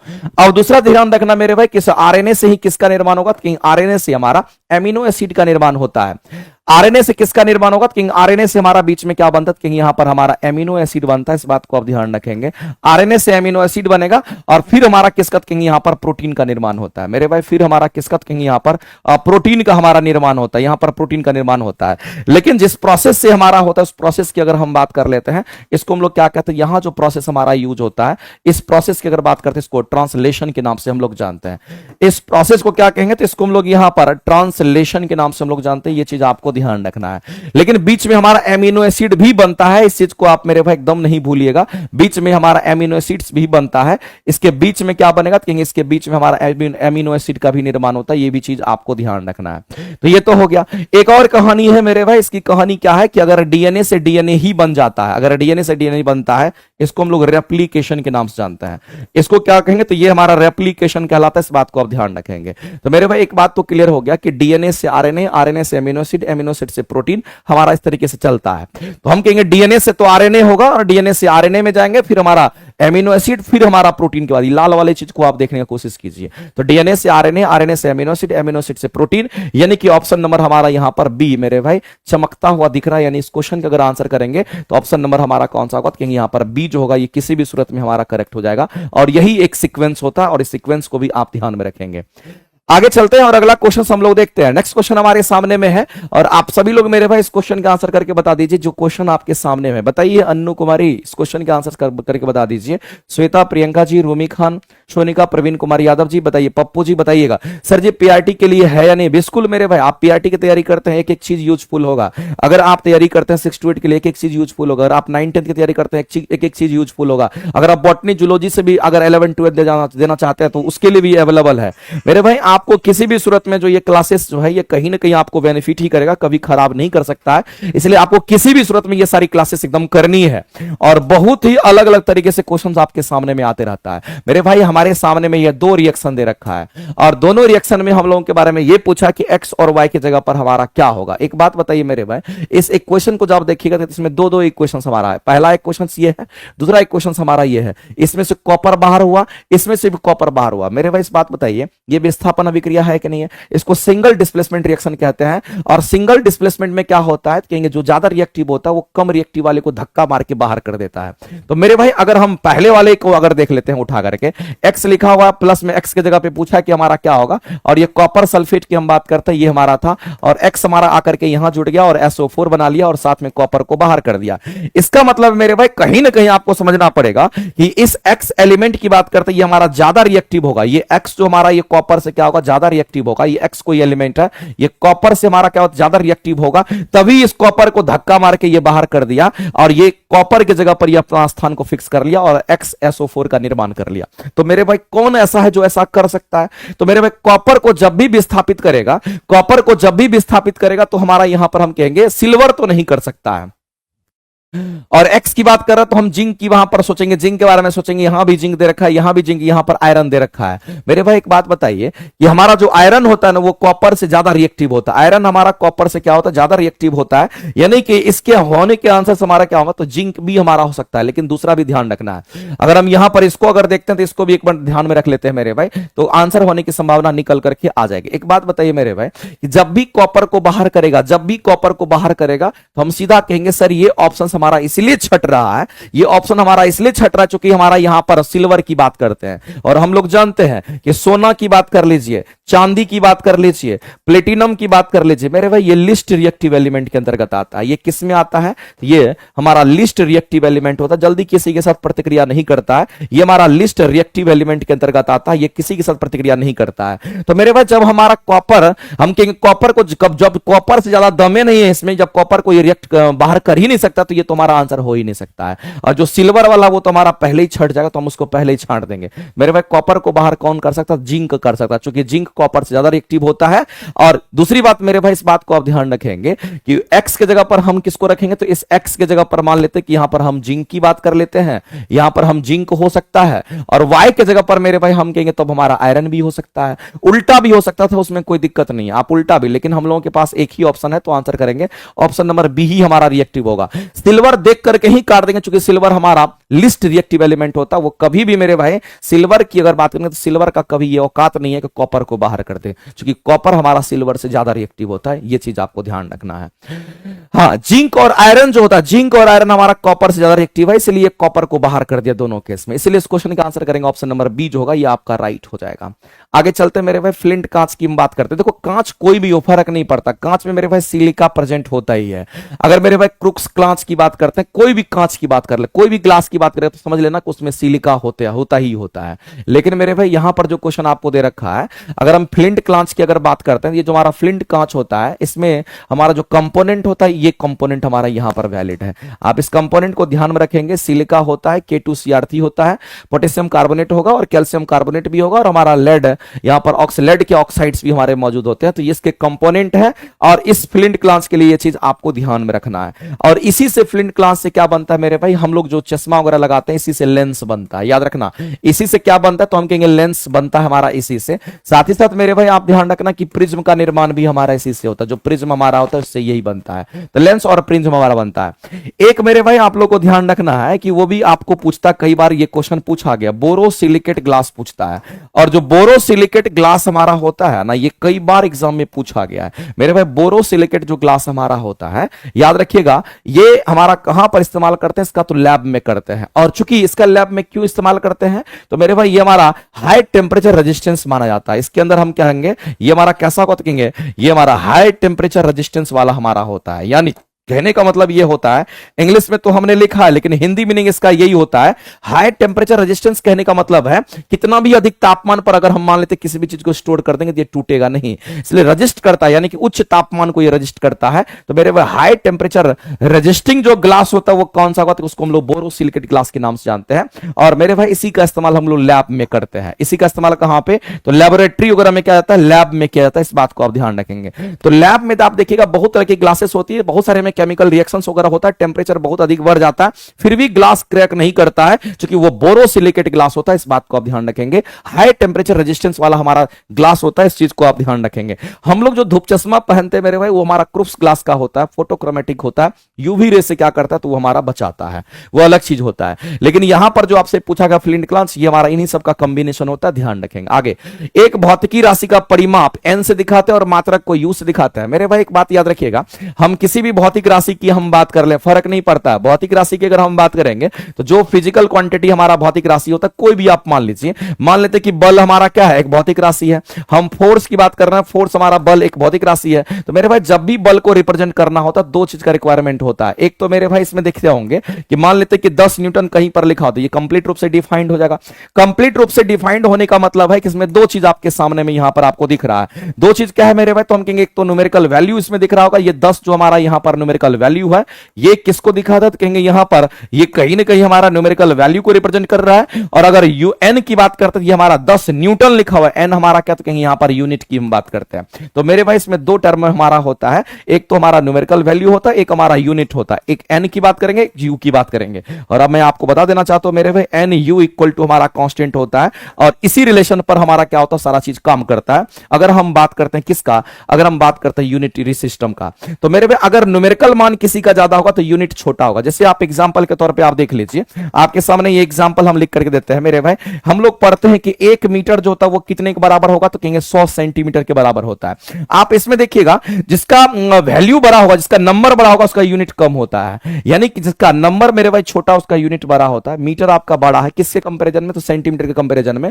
अगर मीटर बड़ा है तो वैल्यू हमारा छोटा होगा, अगर हमारा मीटर ये अगर यूनिट हमारा छोटा है तो हम कहेंगे वैल्यू हमारा बड़ा होगा। यानी मेरे भाई ये दोनों कांस्टेंट हमारा हो जाता है, और ऐसी परिस्थिति में एन व्युत्क्रमानुपाती हमारा यू का होता है। यानी कि अगर यूनिट अगर बड़ा हो जाएगा तो कहेंगे नंबर हमारा कम होगा, और यूनिट अगर छोटा होगा तो नंबर हमारा क्या होगा, अधिक होता है। तो मेरे भाई N U equal to constant होगा, और ऐसी परिस्थिति में हम कहेंगे एन और यू में कैसा रिलेशन है, तो व्युत्क्रमानुपाती का होगा। और ये ऑप्शन नंबर सी को डिनोट करता है, और आंसर करेंगे सी करेक्ट हो जाएगा। आगे चलते हैं मेरे भाई, अगला क्वेश्चन हम लोग देखते हैं। तो ये इसकी पहचान, ये क्वेश्चन जो मेरे भाई यहां पर दे रखा है ना, ये आपके लायक क्वेश्चन नहीं है, इसीलिए इसको हम यहां पर छोड़ रहे हैं, क्योंकि ये क्वेश्चन करने में बहुत समय भी लगेगा और आपके एग्जाम में आने की संभावना एकदम नहीं है। वैसे इस क्वेश्चन का आंसर जो दे रखा है आपका यहां पर जो दे रखा है वो आपका क्या दे रखा है, तो ये आंसर आपके राइट दे रखे हैं, लेकिन इतना एक्सप्लेनेशन करने की जरूरत नहीं है, क्योंकि ये बहुत लेंदी क्वेश्चन है, इसलिए हम इसको छोड़ रहे हैं। ग्रेविटेशनल क्वेश्चन है, इतना बड़ा क्वेश्चन आपसे एग्जाम में एकदम नहीं पूछेगा, आप ध्यान में रखिएगा। आगे चलते हैं, निम्नलिखित में से कौन सा प्रकाश संश्लेषण में इलेक्ट्रॉन परिवहन से संबंधित है? मेरे भाई एक बात बताइए, इलेक्ट्रॉन परिवहन से संबंधित की बात कही गई है, निम्नलिखित में से कौन सा प्रकाश संश्लेषण में बोला गया? एक बात बताइए मेरे भाई, प्रकाश संश्लेषण की बात कही गई, फोटोसिंथेसिस की बात कही गई है, तो फोटोसिंथेसिस तो हमारा वही होता है, फोटोसिंथेसिस तो हमारा वही होता है जहां पर क्लोरोफिल वगैरह की बात होती है। और कह रहा है कि कौन सा प्रकाश संश्लेषण में इलेक्ट्रॉन परिवहन से संबंधित है, मेरे भाई ये हमारा कौन होगा? तो कहेंगे यहां पर हम लोहा की बात करेंगे, आयरन की हम बात करेंगे। किसकी बात करेंगे? ये हमारा उसके लिए रिस्पॉन्सिबल हमारा आयरन होता है, इस बात को आप ध्यान रखेंगे। कौन होगा मेरे भाई? तो हम कहेंगे इलेक्ट्रॉन परिवहन से संबंधित हमारा आयरन होगा, ध्यान रखेंगे। आगे चलते हैं, निम्नलिखित में से हम लोग निम्नलिखित में से किस मामले में वृत्ताकार कुंडली से संयोजित हमारा गैल्वेनोमीटर की द्वारा एक धारा दर्ज की जाती है? मेरे भाई इस बात को आप ध्यान रखना है कि जब कभी भी गैल्वेनोमीटर की बात होती है ना, तो गैल्वेनोमीटर का एक जो फंक्शन है उसको आप हमेशा के लिए याद रखिएगा।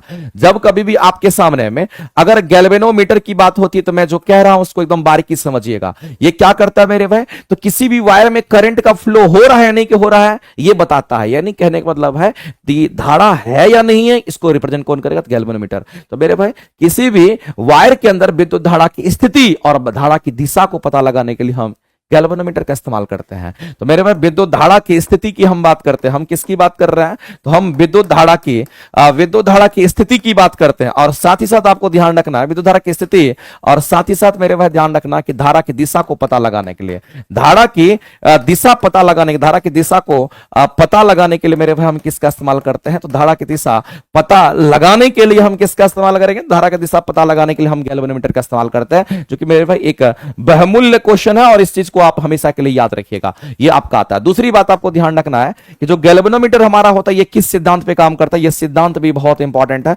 कई बार ये क्वेश्चन पूछा गया है। तो मेरे भाई आपको ध्यान रखना है ये विद्युत चुंबकीय प्रभाव पर हमारा काम करता है। ये गैल्वेनोमीटर हमारा किस पर काम करता है? कहेंगे यहां पर विद्युत चुंबकीय ये प्रभाव पर हमारा काम करता है, यानी कि हम कहेंगे विद्युत धारा के चुंबकीय प्रभाव पर ये हमारा काम करता है। ये बात आपको ध्यान रखना, कई बार ये क्वेश्चन पूछा गया है। तो इसमें जिधर धारा की दिशा, जिधर मेरे भाई धारा की दिशा उधर ही निडिल हमारा घूमता है, धारा की दिशा इधर है निडिल इधर घूमेगा, धारा की दिशा इधर है तो निडिल इधर भागता है। यानी कि गैल्वेनोमीटर मेरे भाई उसमें निडिल हमारा लगा हो रहता है और वही धारा की दिशा ही हमारा डायरेक्शंस को बता देता है।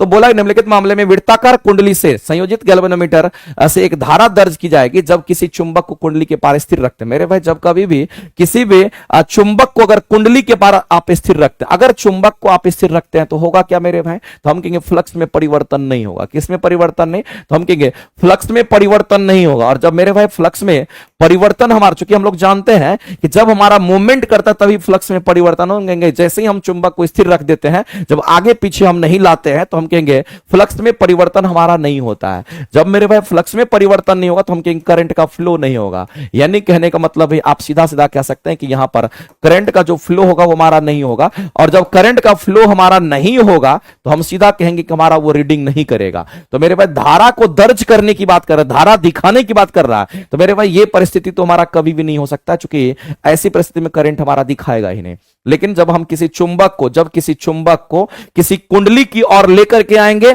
या कुंडली को दूर लेकर जाएंगे तो दोनों केस में आपको यह चीज देखने को मिलेगा। तो जब किसी चुंबक को हम कुंडली के पास लाते हैं या दूर लेकर के जाते हैं मेरे भाई, तो उसमें डिफ्लेक्शन आता है, और जब उसमें डिफ्लेक्शन आता है तो हम लोग को पता चल जाता है कि उसमें धारा है और किस दिशा में वो बह रही है। इसका मतलब है कि गैल्वेनोमीटर में हम कहेंगे यहां पर ये तो दोनों चीज बताने के लिए हमारा यूजफुल है, तो कि ये दोनों स्टेटमेंट सही है। और आपसे पूछा क्या गया है? आपसे पूछा गया मेरे भाई किसमें से कौन सा करेक्ट स्टेटमेंट है, तो हम लोग आंसर करेंगे दूसरा और तीसरा राइट है, तो दूसरा और तीसरा ऑप्शन नंबर ए में है। यानी इस क्वेश्चन का आंसर करेंगे ऑप्शन नंबर ए, आपका किसी भी सूरत में करेक्ट हो जाएगा। इतना बात मेरे भाई आपको ध्यान रखना है। आगे चलते हैं, अगला क्वेश्चन देखते हैं। ये क्वेश्चन आप लोगों को बनाना है मेरे भाई, मैथमेटिकल इक्वेशंस पर ये क्वेश्चन है, लेकिन आपको बताना। एक बात बताइए मेरे भाई कि दर्पण कौन सा बोला गया, समझना गौर से। दर्पण हमारा अवतल दर्पण, और हम सभी लोग जानते हैं अवतल दर्पण हमारा ऐसा दर्पण होता है कि छोटा बड़ा समान आकार का तीनों प्रतिबिंब बनता है। तो इसका मतलब मेरे भाई ऑप्शन को आप छांट नहीं सकते हैं, छोटा बड़ा सीधा हमारा सब बनेगा। अब अगर हम बात करते हैं मेरे भाई, तो हम लोग को निकालना कह रहा है कि 1 सेंटीमीटर ऊंचाई वाला किसी वस्तु की बात कर रहे हैं, यानी कि वस्तु का जो ऊंचाई है वो हमारा 1 सेंटीमीटर क्वेश्चन में दे रखा है। तब कहता है कि एक वस्तु को 10 सेंटीमीटर फोकस दूरी वाले अवतल दर्पण, मेरे भाई अवतल दर्पण का फोटो बना लीजिए, तुरंत जाकर बना सकते हैं। ये अवतल दर्पण हमारा चम्मच के आकार का होता है। हम कहेंगे यहां पर हमारा पोल होता है, यहां पर सेंटर होगा, सेंटर और पोल के बीच में हमारा मुख्य फोकस होगा। यहां पर हम फोकस को देख रखे हैं, इधर हमारा इंफिनिटी होता है। अगर हम कभी भी मेरे भाई दूरी को अगर मापना होगा तो हम पोल से मापते हैं, तो पोल से मुख्य फोकस तक की दूरी को फोकस दूरी कहते हैं। ये बात आपको ध्यान रखना है। और साइन कन्वेंशन हमारा क्या कहता है कि मेरे भाई इधर जाएंगे तो हम प्लस लेंगे, और जब इधर की ओर जाएंगे तो हम माइनस लेंगे। जिस तरह से आप पोल को मानते हो वैसे ही ओरिजिन के पास होता है। तो मेरे भाई प्लस माइनस में ये पता चल रहा है कि फोकस दूरी हमारा नेगेटिव होगा, और फोकस दूरी की जो वैल्यू होगी वो कितना दे रखा है, 10 सेंटीमीटर। इसका मतलब 10 नहीं लेना आपको, माइनस 10 सेंटीमीटर आपको कंक्लूड करना है। कि सामने कहता है कि 18 सेंटीमीटर दूरी पर हमारा मुख्य अक्ष पर रखा गया। किसको? तो वस्तु को रखा गया। मेरे वस्तु को इतनी दूरी पर रखा गया, ये बात आपको ध्यान रखना है, वो तो फोकस दूरी है। तो वस्तु की दूरी को किसी भी सूरत में नेगेटिव लेते हैं, और ये माइनस 18 सेंटीमीटर हम लोग का होता ही होता है। अब कह रहा है कि प्रतिबिंब की ऊंचाई कितनी होगी, यानी क्वेश्चन में आपसे मेरे भाई हाइट ऑफ इमेज पूछा गया है। तो मेरे भाई यह कैसे होगा ये आपको बताना। एक बात बताइए मेरे भाई कि हमारे पास आवर्धन का फॉर्मूला होता है, और आवर्धन का फॉर्मूला हम लोग पढ़ते हैं माइनस v अपॉन में u होता है, और यही हमारा हाइट ऑफ इमेज अपॉन में हाइट ऑफ ऑब्जेक्ट होता है। ये फॉर्मूला तो हम लोगों को मेरे भाई मैग्निफिकेशन के लिए ये फॉर्मूला किसी भी सूरत में हम लोगों को याद रखना है। एक बात बताइए मेरे भाई, एक चीज हम लोगों को दिख रहा, समझना गौर से, कि सभी में 1-1 सेंटीमीटर दे रखा है। इसका मतलब है कि ये पता चल रहा है कि अगर 1-1 सेंटीमीटर है, इसका मतलब है कि समान आकार का इमेज दिया होगा। और समान आकार का जब भी इमेज होगा तो मेरे भाई उल्टा ही होगा, सीधा तो नहीं होगा। तो समान आकार का जब भी होगा तो सीधा नहीं होगा, सीधा नहीं होगा मेरे भाई। आप ऑप्शन एलिमिनेशन कोशिश करिए, यहां सीधा नहीं होगा, क्योंकि जब भी मेरे भाई समान आकार का इमेज बनता है तो हम कहते हैं वक्रता केंद्र पर रखते हैं, तो समान आकार का इमेज होता है, उल्टा होता है, वास्तविक होता है।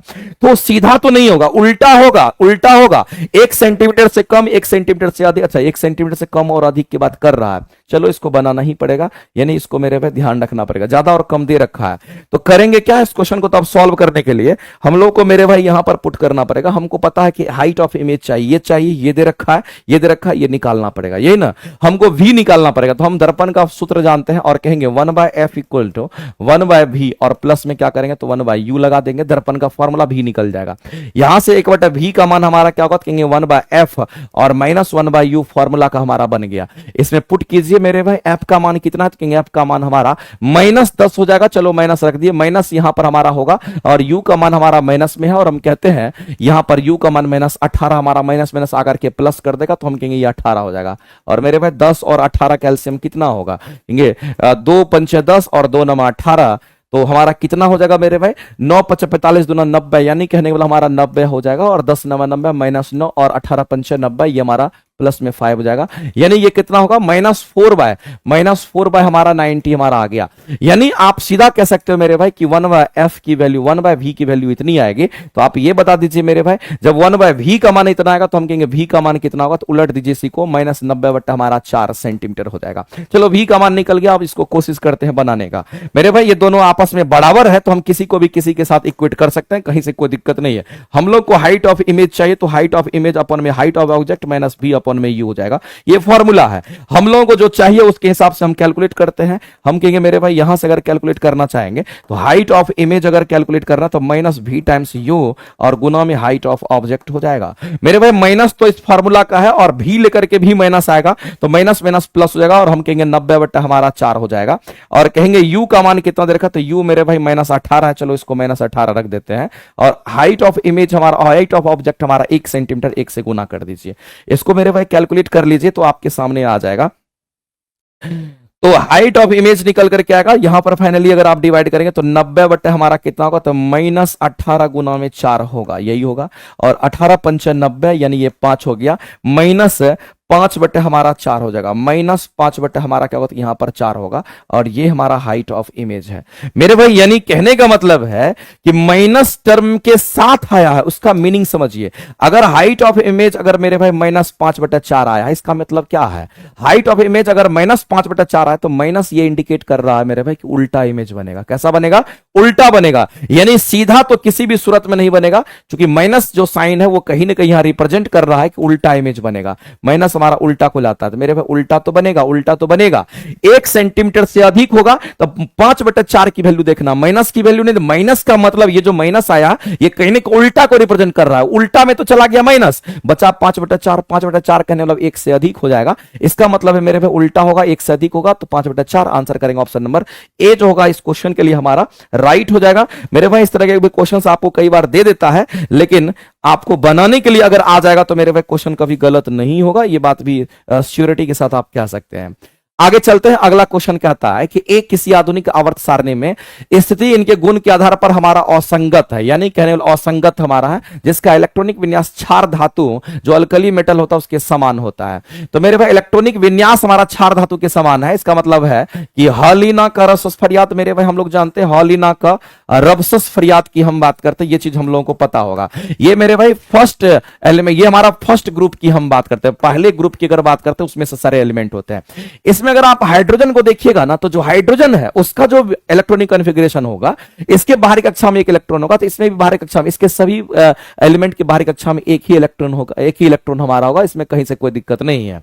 तो इसके सभी के बाहरी कक्षा में एक ही इलेक्ट्रॉन अगर हमारा होगा, लेकिन ये सब समान रूप से हमारा होता है, ये सब धातु है लेकिन ये अधातु होता है, तो कहीं ना कहीं मेरे भाई ये बोला गया कि ए जिसके आधुनिक सारणी में गुण के आधार पर अगर देखें तो वो असंगत है, क्योंकि ये मेरे भाई यहां पर नॉन मेटल है, ये सब मेटल है, ये अधातु है, ये धातु हमारा सब होता है। तब कहते हैं इसका इलेक्ट्रॉनिक विन्यास क्षार धातु के समान है, यानी कि इलेक्ट्रॉनिक विन्यास इसके समान है, और पहले ग्रुप को ही हम लोग क्षार धातु कहते हैं। इसका मतलब हाइड्रोजन ही हमारा यहां पर पॉसिबल हो सकता है, तो एक जगह पर हमारा हाइड्रोजन होगा, तो ए हमारा लिथियम नहीं होगा, ए लेंथेनाइट नहीं होगा, ए हमारा हाइड्रोजन ही होगा मेरे भाई, यानी इस क्वेश्चन का आंसर होने की संभावना बी है। आगे कहता है इसका, ये तो चलो ठीक हो गया, आगे कहता है लेकिन यह द्विपरमाणु अनुरूप में मौजूद है। आगे चलिए, यहां पर बी वह तत्व है जो तीसरे आवर्त के सोडियम के ठीक बात आता है। मेरे भाई तीसरे आवर्त की बात करेंगे, ये पहला आवर्त, ये दूसरा आवर्त, ये तीसरा आवर्त, और तीसरे आवर्त की अगर बात करते हैं, तीसरा आवर्त में अगर देखेंगे तो आप कहेंगे यहां पर सेकंड ग्रुप बेमक्का सरबड़ा हमारा होता है, ये बेमक्का और सरबड़ा की हम बात करेंगे, ये बेमक्का सरबड़ा होता है मेरे भाई। ये पहला आवर्त हमारा हो गया, फर्स्ट आवर्त की बात करेंगे, ये सेकंड आवर्त की बात करेंगे, ये हमारा थर्ड आवर्त की हम बात करेंगे, और थर्ड आवर्त में सोडियम के ठीक बात कह रहा है, यानी आप इसको क्वेश्चन को जब पढ़ते हैं तो कह रहा है कि सोडियम के ठीक बात कही गई है, यानी कि सोडियम के जस्ट बाद कहा गया है, तो सोडियम के बाद मैग्नीशियम ही होगा मेरे भाई, क्योंकि तीसरे आवर्त में सोडियम के ठीक बाद आता है, तो सोडियम के ठीक बाद हमारा मैग्नीशियम ही है। इसका मतलब मेरे भाई बी कहीं ना कहीं मैग्नीशियम को रिप्रेजेंट कर रहा है, इसका मतलब है कि बी मैग्नीशियम को रिप्रेजेंट करेगा, तो आंसर होने की संभावना हमारा यही हो जाएगा। और कहता है कि आधुनिक आवर्त सारणी में समूह कौन सा है, तो मेरे भाई दूसरा समूह होगा, ये पहला समूह है, ये दूसरा समूह है, इसका मतलब है हमारा समूह दूसरे समूह में आता है, यानी कि ये भी राइट हो गया मेरे भाई। इस क्वेश्चन का आंसर करेंगे ऑप्शन नंबर बी करेक्ट होगा। तो थोड़ा सा अगर आपको प्रेडिक्टेबल के बारे में अगर पता है तो ऐसे क्वेश्चन आप बना सकते हैं, इसमें कहीं से कोई दिक्कत नहीं है। आगे चलते हैं, अगला क्वेश्चन हम लोग देते हैं, कौन सा समूह मेरे भाई शून्य जिसमें जीरो वैलेंसी होता है। याद रखिए मेरे भाई 18वें ग्रुप का एलिमेंट जितना भी होता है जिसको नोबेल गैस कहते हैं, उसके बाहरी कक्षा में कोई इलेक्ट्रॉन नहीं होता, उसकी वैलेंसी जीरो होती है, तो 18वां ग्रुप एलिमेंट होगा मेरे भाई, इसमें से कोई नहीं होगा। आंसर करेंगे ऑप्शन नंबर ई, आपका राइट हो जाएगा। आगे बढ़ते हैं, उस विकल्प का चयन कीजिए जिसमें अलैंगिक प्रजनन के संबंधित हमारे स्तंभ दिए हुए हैं। मेरे भाई एक बात बताइए, अगर हम इसको अगर देखते हैं गौर से तो हम लोगों को एक चीज समझ में आता है, लिस्मानिया डोनोवानी प्रोटोजोआ होता है, ईस्ट हमारा कवक होता है, प्लाज्मोडियम प्रोटोजोआ होता है, और हम कहेंगे हाइड्रा की बात करते हैं। मेरे भाई एक बात बताइएगा, आप सभी लोग कई बार पढ़ चुके होंगे जब हम हाइड्रा की बात करते हैं, हाइड्रा हमारा सिलेंट्रेटा यानी कि ये निडेरिया फाइलम के अंतर्गत आता है, लेकिन हाइड्रा में आपको ध्यान रखना है कि मुकुलन विधि द्वारा हमारा प्रजनन होता है। किस विधि द्वारा, तो मुकुलन विधि द्वारा प्रजनन होता है, जिसको हम बडिंग कहते हैं। और दूसरी बात आपको ध्यान रखना मेरे भाई कि इसमें हमारा रीजनरेशन भी हमारा होता है, इसमें पुनर्जनन भी होता है, ये चीज भी आपको ध्यान रखना है। इसमें हमारा क्या होता है कि यहां पर हमारा पुनर्जनन भी होता है, रीजनरेशन भी होता है, हाइड्रा की बात हम कर रहे हैं। लेकिन अगर हम ईस्ट की अगर बात करते हैं मेरे भाई, तो याद रखना ये जो ईस्ट हमारा कवक होता है, इसमें केवल और केवल क्या होगा, केवल और केवल मुकुलन होता है, इसमें केवल क्या होता है, यहां पर मुकुलन होता है। और अगर प्लेनेरिया की बात करते हैं, नाम तो आपने सुना ही होगा मेरे भाई, अगर हम प्लेनेरिया की अगर बात करते हैं, याद रखना प्लेनेरिया में भी हमारा केवल और केवल रीजनरेशन होता है। केवल मेरे भाई इसमें क्या होगा, कहेंगे केवल हमारा पुनर्जनन यहां भी होता है, इस बात को आप ध्यान रखेंगे। तो छोटा छोटा क्वेश्चन है, आपको ध्यान रखना। और प्लाज्मोडियम प्रोटोजोआ की अगर बात करते हैं, उसमें हमारा बहुविखंडन द्विविखंडन आपको दे रखा है। तो अगर हम प्लाज्मोडियम की बात करेंगे तो इस तरीके से, तो सबसे पहले इसको मिलान कर लेते, जो हमारा मिलने वाला है उसको पहले मिलान कर लेते। एक बात बताइए मेरे भाई, अगर हम इष्ट की बात करते हैं, इष्ट में तो हमारा पुनर्जनन ही केवल होता है, इसी को इसके साथ आप मिक्स कर दीजिए, 2 का ए हमारा हो जाएगा। अगर 2 का ए होगा तो 2 का डी, 2 का बी नहीं होगा, 2 का ए यहां दिख रहा है, यानी कि आंसर होने की संभावना यही है। हम लोग इसको फिर से एक बार मैच कर लेते हैं मेरे भाई। यहां पर हाइड्रा में भी पुनर्जनन हो सकता है, सॉरी यहां पर इष्ट में पुनर्जनन नहीं होगा, इष्ट में हमारा मुकुलन होता है, सॉरी इष्ट में क्या होगा कि यहां पर मुकुलन होता है, ये इष्ट दे रखा है, इसमें क्या होगा तो मुकुलन हमारा होता है, केवल और केवल मुकुलन होगा। तो 2 का डी हम लोग मैच कराएंगे, तो 2 का डी हमारा यहां पर मैच कर रहा है, बाद में कि 2 का ए नहीं, 2 का बी नहीं, ये होगा। हाइड्रा में पुनर्जनन भी होगा, तो हाइड्रा को आप पुनर्जनन के साथ फेंक दीजिए, यानी कि आप कहेंगे 4 का हमारा क्या होगा, तो कहेंगे यहां पर ए हो जाएगा। तो 2 का डी, 4 का ए, यानी कि ये मैच कर रहा है, कंप्लीट रूप से मेरे भाई यही हो जाएगा, बाद बाकी और को आप मैच करा लीजिए। आगे चलते हैं। आगे नियुक्ति बैच मेरे भाई, आपको पता होगा कि नियुक्ति बैच वही नियुक्ति बैच है जिससे मैक्सिमम बच्चे का रिजल्ट कंफर्म हुआ है। टीआरई 3.0 की बात करते हैं। आपके संसर्ग में बहुत सारे बच्चे ऐसे होंगे जो नियुक्ति 3.0 में मेरे साथ पढ़े होंगे, जिसमें 2100 क्वेश्चन कराए थे। लेकिन इस बार मेरा टारगेट है 2100 क्वेश्चन नहीं, 3000 नहीं, 4000 प्लस क्वेश्चन हम आपको कराएंगे, ताकि मेरे भाई अगर हम आपको स्कोर ज्यादा ज्यादा करा पाए, तो मेरा यह टारगेट रहेगा कि 6 to 8, 9, 10th के लिए अगर आप तैयारी कर रहे हैं, या 1 to 5 किसी भी एग्जाम की तैयारी करते, फर्क नहीं पड़ता। अगर इससे अगर आप जुड़ जाते हैं ना, तो आपके साइंस बहुत बेहतरीन हो जाएंगे। अगर इसका 1000 क्वेश्चन भी अगर आप कर लीजिएगा, तो आपका साइंस में इंप्रूवमेंट दिखने लगेगा, क्योंकि इसका डिटेल एक्सप्लेनेशन के साथ हम आपको ये देते हैं। लेकिन ये क्लासेस आपको प्लेटफॉर्म बाय नवीन कुमार सिंह एप्लीकेशन पर मिलता है। और ये नियुक्ति बैच 4.0 जो है मेरे भाई, एक एक बच्चे के फोन में होना चाहिए, और एक एक बच्चा इस बैच को अगर नहीं पढ़ेगा, जो बच्चा इस बैच को पढ़ा उनके मार्क्स मेरे भाई बहुत मैक्सिमम मार्क्स उनके आए हैं एग्जाम में। आप उन्हीं बच्चों से पूछ लीजिएगा मेरा क्या कहना है। तो नियुक्ति बैच मेरे भाई ऑलरेडी मेरे हिट बैचेज हैं, और इसमें बाइलिंगुअल क्वेश्चंस हम आपको प्रोवाइड करते हैं। फिजिक्स, केमिस्ट्री, बायो के क्वेश्चंस के अलावा इन्वायरमेंट वगैरह के भी क्वेश्चंस आपके इंक्लूडेड होते हैं, ताकि आपके एग्जाम को निकालने में कहीं से कोई दिक्कत आपका नहीं होगा। मेरे भाई इस बात को आप ध्यान रखना कि ये जो क्लासेस हम आपको प्रोवाइड करते हैं, इसमें काफी रिसर्च करके वैसे मटेरियल को हम आपके सामने लेकर के जाते हैं जो कहीं ना कहीं आपको बहुत ज्यादा फायदा करेगा। अब हमारे सामने में ये क्वेश्चन है और कहता है कि माइटोकॉन्ड्रिया को विलक्षण वायर्ड कोशिकांग क्यों कहते हैं। मेरे वायर्ड कोशिकांग इसको हम इसलिए कहते हैं क्योंकि इसमें हमारा क्या होता है, न्यूक्लियस के बाहर हमारा डीएनए और राइबोसोम प्रेजेंट होता है। मेरे भाई माइटोकॉन्ड्रिया हो गया, और हम कहते हैं प्लास्टिड, जिसको लवक कहते हैं, जो हमारे प्लांट में होता है। तो माइटोकॉन्ड्रिया और प्लास्टिड जो हमारा होता है, इन दोनों में आपको ध्यान रखना है कि राइबोसोम और साथ ही साथ इसके पास क्या होता है, हम कहेंगे डीएनए प्रेजेंट होता है। राइबोसोम भी होगा, हमारा डीएनए भी होता है, इसका खुद का राइबोसोम, खुद का डीएनए होता है। ये खुद अपने आप क्या करता है मेरे भाई, प्रोटीन का संश्लेषण कर लेता है। इस बात को आप ध्यान रखेंगे। आगे चलते हैं। इसीलिए हमारा ये, अगर हम बात करते हैं वेजिटेटिव प्रोपेगेशन की, अगर बात करते हैं, इसको कायिक प्रवर्धन के नाम से हम लोग जानते हैं मेरे भाई। प्लांट वगैरह में हमारा कायिक प्रवर्धन होता है। और यहां पर जो क्वेश्चन पूछा गया आपसे जो नहीं है, उसके बारे में आपको पूछा गया। एक बात बताइए मेरे भाई, अगर हम कायिक प्रवर्धन की अगर हम बात करते हैं, तो कायिक प्रवर्धन कहने का मतलब हमारा क्या होगा, कहेंगे कायिक प्रवर्धन कहने का मतलब है कि वेजिटेटिव प्रोपेगेशन की हम बात करते हैं। हम किसकी बात कर रहे हैं, तो हम यहां पर वेजिटेटिव प्रोपेगेशन की बात करते हैं। अगर हम वेजिटेटिव प्रोपेगेशन की अगर हम बात करते हैं, इसका मतलब होता है मेरे भाई, हम उसको कहते हैं जिसमें जड़, तना, पत्ती से नए पौधे का निर्माण होता है। जड़, तना, पत्ती तीनों की बात कर रहे हैं, जड़, तना और पत्ती की बात करते हैं। जड़, तना, पत्ती से मेरे भाई, जड़, तना, पत्ती से नए पौधे का जो निर्माण होता है ना, नए पौधे का जो निर्माण होता है, उसी को हम कहते हैं।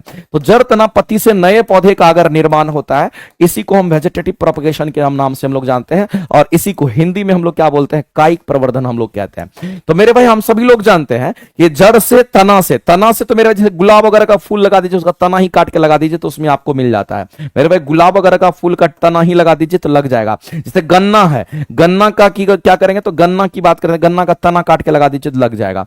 तो मेरे भाई तना से ही हम कहेंगे गुलाब फूल, या फिर हम तना को लगा दीजिए तो उसी से हमारा नया पौधा का निर्माण हो जाता है। और जड़ की बात करते हैं, शीशम वगैरह की जड़ ही लगता है मेरे भाई। अगर हम शीशम की बात करते हैं, उसका जड़ ही लगता है। अगर हम पत्ती से बात करेंगे, तो मेरे भाई पत्ती से भी नए पौधे का निर्माण होता है। लेकिन अगर पत्ती से नए पौधे का निर्माण होता है, तो आपको याद रखना है, ये हमारा ब्रायोफाइलम की बात करते हैं। किसकी बात करते हैं, और एग्जाम में कई बार पूछता है। ब्रायोफाइलम हमारा ब्रायोफाइटा से आता है, और पत्ती से पत्ती से ही नए पौधे का निर्माण हो जाता है, ये बात आपको ध्यान रखना। तो जिसमें जड़, तना और पत्ती से नए पौधे का निर्माण होता है उसको हम लोग वेजिटेटिव प्रोपगेशन कहते हैं। और याद रखना मेरे भाई, जो कायिक प्रवर्धन हमारा होता है, ये कैसा प्रवर्धन, ये कैसा हमारा होता है कहेंगे, इसको हम लोग अलैंगिक कहेंगे। और साथ ही साथ हम कहेंगे इसमें भिन्नताएं नहीं आती है, समान रूप से एक समान होता है। जैसा मेरे भाई प्लांट होगा वैसा ही आपको फल भी मिलेगा, इसमें कोई परिवर्तन नहीं आता है। तो आप बताइए, इसको पढ़ करके बताइए कौन सा स्टेटमेंट सही है। बीज से उत्पन्न, कह रहा है कि बीज से उत्पन्न होने वाले पौधे की तुलना में। अब मेरे भाई ये तो बीज से उत्पन्न होने वाला, ये तो वेजिटेटिव प्रोपगेशन है नहीं। वेजिटेटिव प्रोपगेशन हम उसको कहते हैं जो दर, तना और पत्ती से उस नए पौधे का निर्माण करता है, उसको कहते हैं। लेकिन ये कंडीशन है कि बीज से उत्पन्न होने वाले पौधे की तुलना में इन पौधे में, जो हमारा वेजिटेटिव प्रोपगेशन वाला पौधा होता है, इन पौधे में फूल और फल पहले आते हैं। बिल्कुल सही बात है मेरे भाई। आप देखिएगा किसी का कलम काट करके लगा दीजिए, कोई बीज से आपका बड़ा होगा तो जाहिर सी बात है कि अगर कलम काट के लगाए तो अगले साल वो फल दे देता है। लेकिन किसी को बीज को रोपिएगा तो 5 साल 7 साल लग जाता है उसको फल देने में। ये तो बात सही है मेरे भाई। यानी कि आप कह सकते हैं बीज से उत्पन्न होने वाले पौधे की तुलना में इन पौधे में फूल और फल जो होता हमारा पहले आता है। ये स्टेटमेंट हमारा राइट है। अगला कहता है कि पौधे में जड़, तना और पत्ती, जड़, तना और पत्ती से उगाए जाते हैं। यानी कि पौधे जो है मेरे भाई, नए पौधे जो है वो जड़, तना, पत्ती से उगाए जाते हैं। ये भी स्टेटमेंट हमारा करेक्ट है। ये दोनों स्टेटमेंट हमारे कहीं नहीं करेक्ट है। आगे कहता है कि उत्पन्न जो हमारे पौधे होंगे वो मूल पौधे से अनुवांशिक रूप से भिन्न होता है। बिल्कुल भी नहीं मेरे भाई, अनुवांशिक रूप से समान होता है। ये गलत है, तो यही आंसर करेंगे। क्योंकि हमने आपको पहले ही बोल दिया था कि तना काट के लगाया तो जैसा प्लांट है वैसा ही आपको फूल फल मिलेगा। तो मेरे भाई इसमें कोई भिन्नताएं नहीं आती है। ये गलत स्टेटमेंट था। क्योंकि आपको गलत को ढूंढना था, इसलिए गलत यहां पर दिखाई दे रहा है और आप सीधा आंसर करेंगे ऑप्शन नंबर सी जो होगा वो हमारा गलत था। आगे चलते हैं। निम्नलिखित में से कौन सा परिवर्तन नहीं है जो यौवना आरंभ की शुरुआत में प्रतीक होता है। मेरे भाई हम लोग पुबर्टी एज की बात करते हैं, मेल और फीमेल दोनों के केस में हमारा होता है। अगर मेल वगैरह में देखिएगा तो आपको दाढ़ी मूछ वगैरह आ जाता है। फीमेल वगैरह की बात करते हैं तो आपको अब दिखाई देता होगा मेरे भाई, मेमोरी ग्लैंड वगैरह का विकास हो जाता है, आवाज में परिवर्तन हो जाता है। ये सब पुबर्टी एज की निशानी होती है मेरे भाई। नाखून में वृद्धि तो हमारा बच्चा को भी हो जाता है, तो ये कोई निशानी नहीं। इस बात को आप ध्यान रखें, यही आंसर करेंगे। आवाज हमारा बदल जाता है, लंबाई में अचानक वृद्धि आ जाता है, ये सब पुबर्टी एज का सिंबल होता है। इस बात को ध्यान। प्रतिवर्ती क्रिया जो हमारा यहां पर होता है मेरे भाई, इसको रिफ्लेक्स एक्शन को कंट्रोल करने वाला हमारा कौन है, स्पाइनल कॉर्ड की बात करते हो। स्पाइनल कॉर्ड से स्पाइनल नर्व जुड़ा होता है और स्पाइनल नर्व कितने होते हैं, 31 जुड़ा हमारा होता है। कोई भी सिग्नल हमारा पहुंचाता है हमारे ब्रेन तक। तो मेरे भाई अगर मेरुरज्जु की बात करते हैं, इसी में हमारा प्रतिवर्ती क्रिया कंट्रोल होता है और हमारा प्रतिवर्ती क्रिया को हम लोग रिफ्लेक्स एक्शन के नाम से जानते हैं। और याद रखिएगा, अगर किसी का स्पाइनल कॉर्ड अगर अफेक्टेड हो गया मेरे भाई, या फिर आप सीधा समझ सकते हैं कि अगर स्पाइनल कॉर्ड अगर अफेक्टेड होता तो मेरे भाई उसका ब्रेन पर डायरेक्ट इंपैक्ट पड़ता है। ठीक है, ध्यान रखेंगे। या किसी को आप नाम सुने होंगे, किसी को कुत्ता काट लिया, अगर किसी को कुत्ता काट लेता है रेबीज हो जाता है। ये क्वेश्चन कई बार एग्जाम में पूछा गया। अगर किसी को कुत्ता काट लिया रेबीज हो जाता है तो याद रखना मेरे भाई, उसका जो अफेक्टेड अंग होता है, जो खराब हो जाता है, हम कहेंगे उसका स्पाइनल कॉर्ड होता है और साथ साथ उसका ब्रेन होता है, जिसको सेंट्रल नर्वस सिस्टम का हम पार्ट कहते हैं। ये आप याद रखेंगे। तो मेरे भाई प्रतिवर्ती क्रिया जो हमारा रिफ्लेक्स एक्शन देता है वो कौन देता है, एक लाइन में आप समझ लीजिए कि हमारा यहां पर सीधा कहेंगे हमारा स्पाइनल कॉर्ड देता है। एक विद्युत ट्रांसफार्मर हमारा किस प्रिंसिपल पे काम करता है मेरे भाई, ये जूल के ताप प्रभाव पर नहीं, फोटो इलेक्ट्रिक इफेक्ट पे नहीं, हमारा इलेक्ट्रोमैग्नेटिक इंडक्शन के प्रिंसिपल पे काम करता है, विद्युत चुंबकीय प्रेरण के सिद्धांत पे काम करता है। हम कहेंगे किसकी बात करेंगे, ट्रांसफार्मर की बात करते हैं। चुंबकीय रेखा किसी भी किस प्रकार की नहीं हो सकती, ये बोला गया मेरे भाई। चुंबकीय जो रेखा, बल रेखा हमारा होता है, ये यूनिफॉर्मली डिस्ट्रीब्यूटेड हमारा होगा। किसी भी कॉइल के अंदर अगर देखिएगा तो किसी कॉइल के अंदर अगर देखिएगा मेरे भाई, इस कॉइल के अंदर देखिए तो चुंबकीय बल रेखा एक समान होता है। इसके अंदर अगर देखिए तो चुंबकीय बल रेखा को 20 दिखाते हैं और इसकी वैल्यू कांस्टेंट होती है, ये एक समान होता है। तो मेरे भाई यूनिफॉर्मली डिस्ट्रीब्यूटेड तो हमारा होगा, और यूनिफॉर्मली डिस्ट्रीब्यूटेड नहीं भी होता है और समान भी हमारा होता है। ये बात आपको ध्यान रखना है। जैसे कोई मैग्नेट की हम बात करते हैं, इस मैग्नेट से हम कहते हैं ये नॉर्थ पोल, ये हमारा साउथ पोल होता है। नॉर्थ पोल से बहुत सारे हमारा चुंबकीय बल रेखा निकलती है और इस तरीके से ये मैच करते हैं। यानी कहने का मतलब मेरे भाई, एक दूसरे को नहीं काटेंगे, लेकिन नॉर्थ से निकलेगा और साउथ में जाकर के मिल जाता है। ये बात आप सभी लोग जानते होंगे। और नॉर्थ से निकल करके साउथ में जाएगा तो यहां पर पास पास है, यहां पास पास है चुंबकीय, इसलिए इसका ध्रुव पर हमारा सबसे अधिक स्ट्रेंथ होता है। इस बात को आप ध्यान रखेंगे।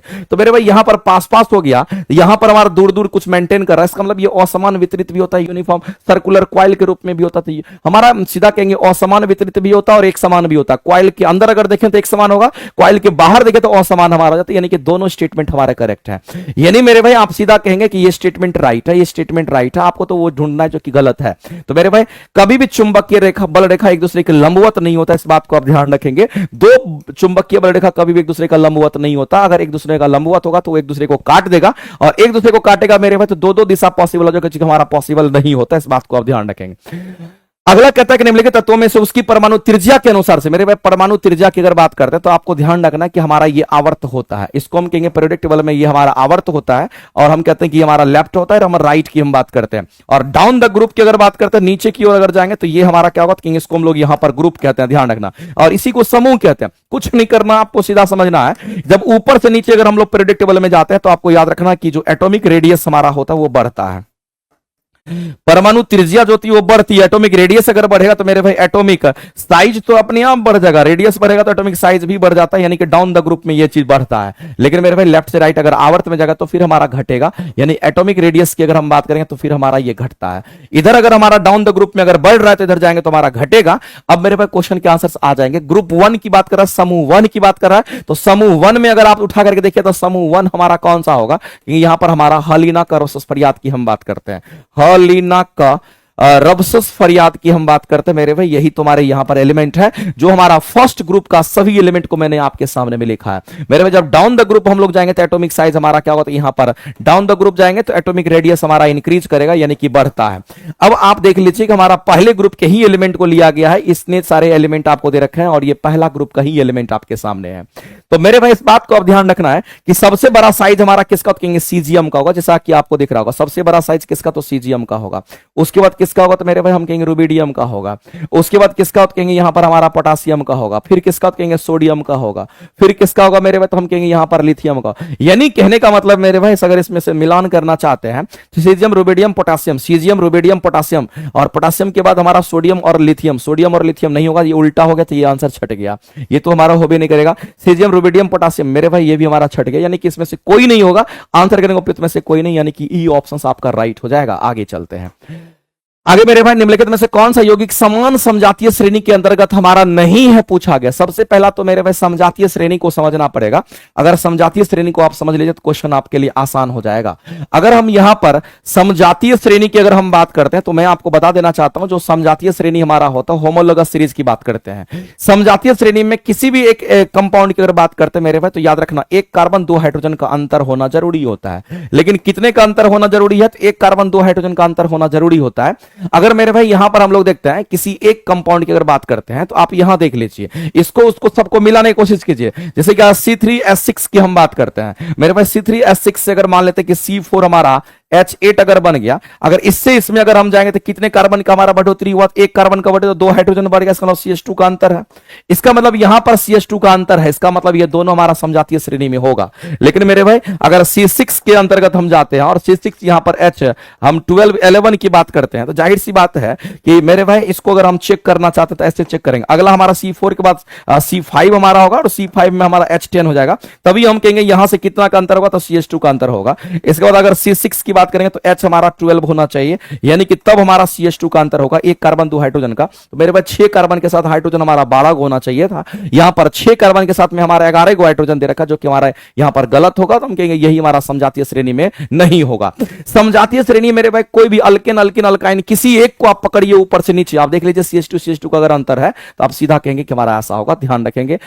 आगे चलते इलेक्ट्रोलाइटिक जो सॉल्यूशन हो कास्टिक सोडा, मेरे भाई ये वाला क्वेश्चन हमारे लिए काफी इंपॉर्टेंट है। इस क्वेश्चन को हम लोग बारीकी से बहुत ही प्यार से आसान तरीके से हम लोग समझते हैं। जब कभी भी हमारे सामने में इलेक्ट्रोलाइटिक सॉल्यूशंस की बात आती है और में उसमें कास्टिक सोडा बनाने की बात आती है मेरे भाई, तो बनाने के लिए किस सॉल्यूशन का हम इस्तेमाल करते हैं, तो मेरे भाई ये बात आप क्लोर क्षारा विक्रिया का नाम आपने सुना होगा, बहुत ही ज्यादा फेमस क्वेश्चन आपके एग्जाम का है मेरे भाई। आपने सुना होगा क्लोर क्षारा विक्रिया के बारे में, एक एक बच्चा को पता होगा कि क्लोर क्षारा विक्रिया की अगर हम बात करते हैं तो ये जो हमारा क्लोर क्षारा विक्रिया होता है ना, इसमें करते क्या है, होता क्या है, तो हम लोग जैसे मेरे भाई इलेक्ट्रोलाइटिक सॉल्यूशंस की हम बात करते हैं, हम किसकी बात करते हैं, इलेक्ट्रोलाइटिक सॉल्यूशंस की बात करते हैं। तो क्लोर क्षारा विक्रिया मेरे भाई कहां देखने को मिलता है, तो इलेक्ट्रोलिसिस के अंदर हमारा इलेक्ट्रोलाइटिक जो सॉल्यूशन होता है तो वहां पर देखने को मिलता है। इसी इलेक्ट्रोलाइटिक सॉल्यूशंस में हमारा क्या होता है, हमारे पास पानी होता है और पानी में हम नमक डाल देते हैं। जब पानी में नमक डालते हैं तो मेरे भाई ये टूटता है और यही हमारा NaOH का निर्माण करेगा, यहां से क्लोरीन गैस बाहर निकलेगा, यहां से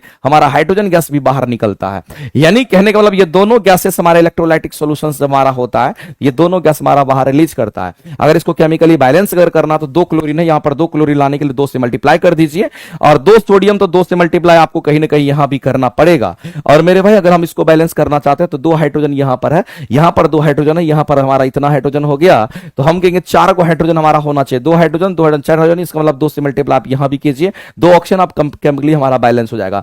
तो मेरे भाई ये जो रिएक्शन आप दे रखे हैं ये हमारा क्लोर क्षार अभिक्रिया का हमारा रिएक्शन होता है। तो ये क्वेश्चन कई बार ये पूछा गया, इस बात को ध्यान रखना, कई बार ये क्वेश्चन पूछा गया है कि जब कभी भी हम पानी में नमक को मिलाते हैं, पानी में नमक मिलाते हैं तो हमारा NaOH की प्राप्ति होती है। इस बात को मेरे भाई आप ध्यान रखना है। और एक चीज और बहुत इंपॉर्टेंट है मेरे भाई कि पानी में नमक मिलाना, पानी में अगर नमक मिला दी तो उसको ब्राइन सॉल्यूशन कहते हैं, पानी में नमक घोल दी तो उसको ब्राइन सॉल्यूशन कहते हैं। तो मेरे भाई पानी में तो नमक मिला रहे हैं, अगर आप पानी में नमक मिलाएंगे तो आपको ब्राइन सॉल्यूशन उसको कहते हैं, पानी में नमक मिला दीजिए इसी को ब्राइन सॉल्यूशन कहते हैं। मेरे भाई इलेक्ट्रोलाइटिक विधि में कास्टिक सोडा NaOH को बनाने के लिए समाधान किस सॉल्यूशन का उपयोग करते हैं ये आपसे पूछा गया। तो मेरे भाई जो विलियन का इस्तेमाल करते हैं वो कौन सा विलियन का इस्तेमाल करते हैं, तो जो विलियन बनेगा इन दोनों का हमारा सॉल्यूशन होगा, और इन दोनों के सॉल्यूशन को हम लोग क्या कहेंगे, तो इसी को हम लोग कहते हैं मेरे भाई यहां पर ब्राइन सॉल्यूशन के नाम से हम लोग जानते हैं। ये ब्राइन वाटर नहीं होता है, ब्रोमीन वाटर लाइम वाटर नहीं होगा, ये ब्राइन सॉल्यूशन होता है, इस बात को आप ध्यान रखेंगे। तो मेरे भाई ब्राइन सॉल्यूशन कहने का मतलब वैसा सॉल्यूशन जिसमें नमक और पानी का घोल होता है उसी को ब्राइन सॉल्यूशन कहता है। एक लाइन में इसी चीज को आप याद रखेंगे। ठीक है, आगे चलते हैं। अगला दे रखा है कि capital T small T capital W small two जीन प्ररूप हमारा वाले पौधे द्वारा निर्मित हमारा small T capital D W युग्मक में प्रतिशत हमारा कितना होगा, ये आपसे पूछा गया। मेरे भाई एक बात आप जानते होंगे कि हम लोग जानते हैं मेंडल की हम बात करते हैं, हम किसकी बात करते हैं, मेंडल की बात करते हैं। और मेंडल साहब ने मेरे भाई इसको वनवांशी के काम पिता कहते हैं। और आपको ध्यान रखना है कि इसमें मेरे भाई क्या किया था, उन्होंने क्रॉस कराया था। तो लंबा पौधा और बौना पौधा में क्रॉस करा, तो एक लंबा पौधा दूसरा हमारा बौना पौधा था, इनमें उन्होंने क्रॉस करा दिया था।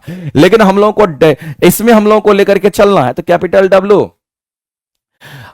चलो इसमें जो बोला उसी के हिसाब से हम लोग चलेंगे। यानी कि ये जीन का प्रारूप हमारे सामने में, इसका मतलब मेरे भाई कैपिटल टी स्मॉल टी है और फिर हमारा कैपिटल डब्ल्यू और स्मॉल डब्ल्यू की बात करते हैं। इसमें क्या होगा मेरे भाई, तो आप इन दोनों में क्रॉस कराइए, हमारा यहां पर इस तरीके से, ये हमारा इस तरीके से होगा। एक स्मॉल डब्ल्यू की हम बात कर रहे हैं, ये स्मॉल डब्ल्यू, ये हमारा कैपिटल टी स्मॉल डब्ल्यू हमारा है। इसको जब आप तोड़िएगा मेरे भाई तो ये आपका टूटेगा, कैपिटल टी स्मॉल टी में टूटेगा। और इसको भी जब आप तोड़िएगा तो ये भी आपका एक तो डब्ल्यू आपका बड़ा वाला, तो बड़ा वाला डब्ल्यू और छोटा वाला डब्ल्यू में टूटेगा। अब इनको क्रॉस करा दीजिए, अगर इनको क्रॉस कराइएगा इनके साथ में तो क्या मिलेगा, तो capital W capital T capital W मिलेगा। और इसको जब मेरे भाई इसके साथ क्रॉस करा दीजिएगा तो कैपिटल टी स्मॉल डब्ल्यू हमें मिलता है। साथ ही साथ मेरे भाई ध्यान रखना कि स्मॉल टी का रिलेशन इसके साथ अगर कराएंगे क्रॉस तो हमारा स्मॉल टी कैपिटल डब्ल्यू मिलेगा, ये कैपिटल डब्ल्यू है। और फिर इसका इसके साथ अगर करा दीजिए स्मॉल टी हमारा स्मॉल डब्ल्यू हमारा मिल जाता है। मेरे भाई इस बात को ध्यान रखना, इसमें सभी पौधे लंबे होते हैं और सभी पौधे लंबे होंगे। इसमें सभी पौधे हमारे कैसे होते हैं, सभी के सभी पौधे हमारे लंबे होते हैं। और आपको बोला गया capital T small T capital W small two gene प्रारूप वाले पौधे में स्मॉल टी कैपिटल डब्ल्यू की बात कर रहे हैं, स्मॉल टी कैपिटल डब्ल्यू की बात करता है। मेरे भाई ये हमारा 3:1 के कैटेगरी में हमारा आता है, क्योंकि ये दोनों हमारा बौना होता है, ये तीनों लंबा होता है। तो मेरे भाई 3:1 का अनुपात हमारा आता है। और जो 3:1 हमारा होता है इसी को जीनोटाइप कहते हैं। इसी को हम लोग क्या कहते हैं, इसी को हम लोग जीनोटाइप कहते हैं। ये चीज आपको ध्यान रखना। अब 3:1 में अगर हमारा है, इसका मतलब ये तीनों मिलकर के 75% है, तो ये हमारा यहां पर 25% हमारा होगा। यानी कहने लगा 100% पुराने के लिए 3 अनुपात हमारा 1 हो जाएगा। इसमें 25% इसका 25% इसका 25% इसका, यानी कि 75% में 25-25 हमारा तीनों परसेंटेज हमारा होगा। और ये ऑलरेडी 25% होगा, तो सभी हमारे 25-25% में बढ़ जाते हैं। इसका मतलब मेरे भाई किसी के बारे में पूछेगा capital W small capital W capital T capital W small T या फिर आप कह सकते हैं यहां पर कैपिटल टी स्मॉल डब्ल्यू या स्मॉल टी स्मॉल डब्ल्यू की बात करेगा, सभी में 25% ही मिलेगा। यानी इस क्वेश्चन का आंसर करेंगे ऑप्शन नंबर बी आपका राइट हो जाएगा। आगे चलते हैं। मानव कोशिका में ग्लूकोज के विघटन द्वारा ऊर्जा का निर्माण होता है। ये तो आपका एक क्वेश्चन पूछा गया था, ग्लूकोज का विघटन कहां पर होता है, तो हम लोग सीधा कहते हैं कि ग्लूकोज का जो विघटन होता है वो कहां पर होगा। ग्लूकोज का जो विघटन होता है वो कहां पर होता है मेरे भाई, तो हम लोग को ध्यान रख रहा है कि ग्लूकोज का विघटन माइटोकॉन्ड्रिया में होता है। और हम लोग कहते हैं किसके प्रेजेंस में होता है, तो ऑक्सीजन के प्रेजेंस में हमारा होता है। किसके प्रेजेंस में होगा मेरे भाई, तो सीधा हम कहेंगे ऑक्सीजन के प्रेजेंस में हमारा ये होना होता है। और इस क्वेश्चन के अगर आंसर करने के लिए जाएंगे तो हम लोग सीधा कहेंगे मेरे भाई, मैंने आपको बोला था कि ग्लूकोज का जो विघटन हमारा होता है ये ऑक्सीजन के प्रेजेंस में होता है और ऊर्जा का निर्माण होता है। और ये हमारा मानव कोशिका की बात भी कर रहा है। ग्लूकोज का विघटन कहां पे, तो हम कहेंगे हमारे माइटोकॉन्ड्रिया में ऑक्सीशोषण होता है, यानी कि ऑक्सीजन के प्रेजेंस में हमारा होता है आंसर। आगे इंजेक्शन बैच मेरे भाई यहां पर भी 9-10 का आपका दे रखा है। तो इंजेक्शन बैच 3 तरह का होगा, 9-10 टीजीटी साइंस के साथ होगा, 9-10 का स्पेशल होगा, 9-10 6 to 8 9-10 का कॉम्बो भी हमारा होगा। देख लीजिए अगला क्वेश्चन मेरे भाई लॉजिकली ये क्वेश्चन हम लोग देखते हैं। कह रहा कि निम्नलिखित में से किस पौधे के पादप के एक हिस्से से दूसरे हिस्से में, मेरे भाई एक जगह से दूसरे जगह में या एक हिस्से से दूसरे जगह में जल एवं अन्य पदार्थ के संवहन हेतु, मेरे भाई हम लोग अगर प्लांट की बात कर लिए हैं तो हम लोगों के दिमाग में एक चीज आना चाहिए। अगर हम प्लांट की बात करते हैं तो प्लांट में हमारा संवहनी ऊतक होता है। प्लांट में कैसा ऊतक होता है कि हम संवहनी ऊतक की बात करते हैं, इसको हम लोग वैस्कुलर टिश्यू कहते हैं। इसको हम लोग क्या बोलते हैं? तो इसको हम लोग वैस्कुलर टिश्यू के नाम से जानते हैं। अगर संवहनी ऊतक की बात करते हैं, इसी संवहनी ऊतक में हमारा जाइलम होता है। इसी में मेरे भाई हम कहते हैं कि हमारा जाइलम होता है, और इसी में हमारा फ्लोएम की हम बात करते हैं। ये जल में घुले हुए खनिज लवण को पहुंचाता है। ये हमारा आफ्टर फोटोसिंथेसिस यानी प्रकाश संश्लेषण के बाद जो भी भोजन बनता है उसको पहुंचाता है। ये द्विदिशात्मक होगा, ये एक दिशात्मक होता है। तो मेरे भाई इस बात को आप ध्यान रखेंगे कि संवहन ऊतक हमारा होगा किसमें? जिसमें होगा उसी में हमारा पहुंचाएगा, संवहन करेगा। तो आप देखिए कारा की बात करते हैं, कारा एक प्रकार का हमारा शैवाल होता है। रिक्सिया की बात करते हैं, ब्रायोफाइट्स है। तो मेरे भाई ये हमारा क्या कहेंगे? इसको हम लोग कहते हैं ये हमारा ब्रायोफाइटा होता है। आप सभी लोग जानते होंगे ये हमारा ब्रायोफाइटा होता है। और ब्रायोफाइटा को प्लांट का उभयचर कहते हैं। आप सभी को मैंने कई बार बोला है, रिक्सिया बोल दे, मर्केंसिया बोल दे, ये प्लांट का उभयचर कहलाता है। ये बात आपको ध्यान में रखना है। अगर ये प्लांट का उभयचर है और जो ब्रायोफाइट्स है मेरे भाई, इसमें जड़ तना पत्ती का विकास ही नहीं होता है। अगर हम तना की बात करते हैं, जड़ की बात करते हैं, या जड़ तना पत्ती की अगर बात कर लेते तो इसका विकास नहीं होता। जड़ तना पत्ती का यहां पर मेरे भाई विकास नहीं होता है। जब जड़ तना पत्ती का यहां पर विकास नहीं होता है, जब मेरे भाई जड़ तना पत्ती का विकास नहीं होता है, तो जाहिर सी बात है कि इसमें जाइलम फ्लोएम भी नहीं होगा। इसमें जाइलम भी नहीं होगा, साथ ही साथ यहां पर हम कहेंगे कि फ्लोएम की बात करते हैं, ये दोनों के दोनों हमारे नहीं होंगे। यानी मेरे भाई जड़ तना पत्ती होगा तभी तो उसमें जाइलम फ्लोएम होगा। जब वो होवे नहीं करेगा तो हम कहेंगे यहां पर ये कैसे हो सकता है? तो जाहिर सी बात है इसमें कोई संवहनी ऊतक हमारा नहीं होता है। अगर हम बात करते हैं कारा का, तो कारा हमारा थैलोफाइटा है। ये क्या है मेरे भाई? तो हम कहेंगे ये हमारा थैलोफाइटा होता है। इस बात को आप ध्यान रखेंगे। तो ये हमारा थैलोफाइटा के अंतर्गत आता है। और थैलोफाइटा जो हमारा होता है, आप सभी लोग जानते हैं मेरे भाई कि थैलोफाइटा में भी जड़ तना पत्ती का विकास नहीं होता है। इसमें भी जड़ तना और पत्ती की जब आप बात करते हैं तो जड़ तना पत्ती का हमारा विकास यहां पर भी नहीं होगा। जब जड़ तना पत्ती का विकास हमारा यहां पर नहीं होता है तो जाहिर सी बात है मेरे भाई किसमें भी जाइलम फ्लोएम हमारे नहीं होंगे। ना तो इसमें जाइलम होगा और ना ही इसमें फ्लोएम होगा। तो ये दोनों यहां पर नहीं होगा। तो दो ऑप्शंस मेरे भाई यहां छट गए। जिसमें जाइलम फ्लोएम होगा वही हमारा संवहन करेगा। तो बचा कौन? मर्सिलिया की बात करते हैं। तो मेरे भाई रिक्सिया, मर्केंसिया एक हमारा होता है। फर्न और मर्सिलिया की हम बात करते हैं। हम किसकी बात करते हैं? फर्न और मर्सिलिया की बात करते हैं। तो मैं आपको बता देना चाहता हूं मेरे भाई मर्सिलिया तो ठीक है, एक और याद रखिएगा जिसको हम लोग फर्न कहते हैं। ये जो फर्न और मर्सिलिया हमारा होता है ये टेरिडोफाइटा के अंतर्गत आता है। ये किसके अंतर्गत आता है आपको ध्यान रखना है? ये हमारे टेरिडोफाइटा के अंतर्गत आता है। और टेरिडोफाइटा हमारा जो होता है ये प्लांट का सरीसृप कहलाता है। लेकिन इस टेरिडोफाइटा की जब हम बात करते हैं ना, तो इसमें जड़ तना पत्ती का विकास होता है मेरे भाई। इसमें जड़ भी होगा, इसमें तना भी होगा और इसमें पत्ती भी होता है। जड़ तना पत्ती का यहां पर विकास होता है। जब यहां पर जड़ तना पत्ती का विकास होता है तो ऐसे केस में मेरे भाई इसमें जाइलम फ्लोएम हमारा होता है। इसमें जाइलम और फ्लोएम की हम बात करते हैं। इसमें जाइलम और फ्लोएम हमारा दोनों मौजूद होता है। जब ये मौजूद होगा तो इसी में संवहन होगा। तो जाहिर सी बात है इस क्वेश्चन का आंसर करेंगे ऑप्शन नंबर सी आपका राइट हो जाएगा। तो संवहन ऊतक जो हमारे होंगे जिसमें जाइलम फ्लोएम होगा उसी में हमारा होगा। और आंसर आप आसानी से कर सकते हैं। सर केमिस्ट्री पीजीटी का बैच लेना है please sir. Solve my problem PGT का जो आपका बैच है मेरे भाई आप देखते होंगे एक सर पढ़ाते हैं, नचिकेता सर पढ़ाते हैं। उनका एक बैच आपका अवेलेबल होगा प्लेटफॉर्म बाय नवीन कुमार सिंह एप्लीकेशन पर, वहां से आप देख सकते हैं। बात बाकी आगे चलते हैं। निम्न में से कौन सा दो कार्बन वाला, मेरे भाई एकदम क्लियर बोल दिया, इसमें सोचना ही नहीं कितना कार्बन वाला, दो कार्बन वाला अणु हमारा है जो कि हमारा रेक्टिफाइड स्प्रिट या कफ सिरप यानी कप सिरप जो हम लोग पीते हैं, अल्कोहल पीते हैं, उसमें भी अल्कोहल होता है। आप कप सिरप पी लीजिएगा नींद आने लगता है क्योंकि उसमें भी एल्कोहल होता है। लेकिन मेरे भाई ग्लूकोज की जब कभी भी हम बात करते हैं तो ग्लूकोज का केमिकल फॉर्मूला हम लोग जानते हैं कि C6H12 हमारा O6 होता है। मेरे भाई इसमें कितने कार्बन है? तो 6 कार्बन। हमको 2 कार्बन वाला खोजना है तो ये आंसर नहीं होगा। लैक्टिक एसिड की अगर बात करते तो इसमें हमारा C3H8O हमारा होता है तो इसमें 3 कार्बन होगा तो ये भी नहीं होगा।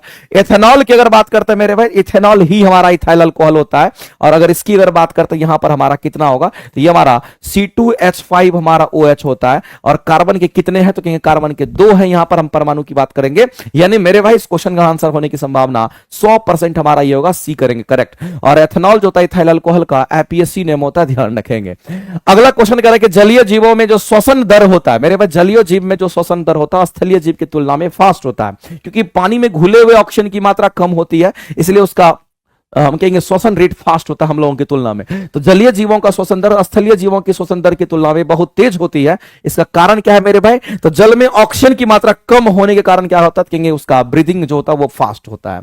आगे चलते हैं, पारिस्थितिकी तंत्र की बात करते हैं और इसमें अजैविक घटन की बात करते हैं। मेरे भाई हमारा जो इकोसिस्टम हमारा बना है, अगर हम इकोसिस्टम की अगर बात करते हैं, इकोसिस्टम में एक तो हमारा बायोटिक होता है, एक हमारा एबायोटिक होता है, ध्यान रखेंगे। एक बायोटिक होगा और एक हमारा एबायोटिक होता है, और दोनों फैक्टर हमारे शामिल होते हैं। अगर बायोटिक की अगर बात करते हैं मेरे भाई, तो इसको हम लोग सजीव के कैटेगरी में हम रखते हैं, ये सजीव चीज होता है। और एबायोटिक मतलब होता है मेरे भाई हम निर्जीव की बात करते हैं। तो एबायोटिक फैक्टर जो हमारा होता है वो कौन होता है, इसके एग्जांपल आप देख लीजिए मेरे भाई। जैसे हम मिट्टी की बात कर लेते हैं, हम तापमान की बात कर लेते हैं, सब कुछ ये हमारा तापमान की बात कर लेते हैं, या फिर मेरे भाई हम आर्द्रता की बात कर लेते हैं, आर्द्रता की बात कर लेते हैं, ये सब हमारा एबायोटिक फैक्टर होता है। लेकिन सजीव की बात अगर करेगा तो सजीव में मेरे भाई हमारे कवक हो जाएंगे, कवक हो गया। अगर हम यहां पर बैक्टीरिया की बात करेंगे तो सूक्ष्म जीव को हम लोग क्या कहते हैं, तो यहां पर सूक्ष्म जीव को हम लोग बैक्टीरिया वगैरह कहते हैं। ये सब मेरे भाई जितने भी सजीव प्राणी है उसकी हम बात करते हैं। तो अजैविक अजैविक में हमारा ये होता है प्लांट एनिमल्स, हमारा सब इसमें होता है। इसमें हमारे प्लांट भी होंगे,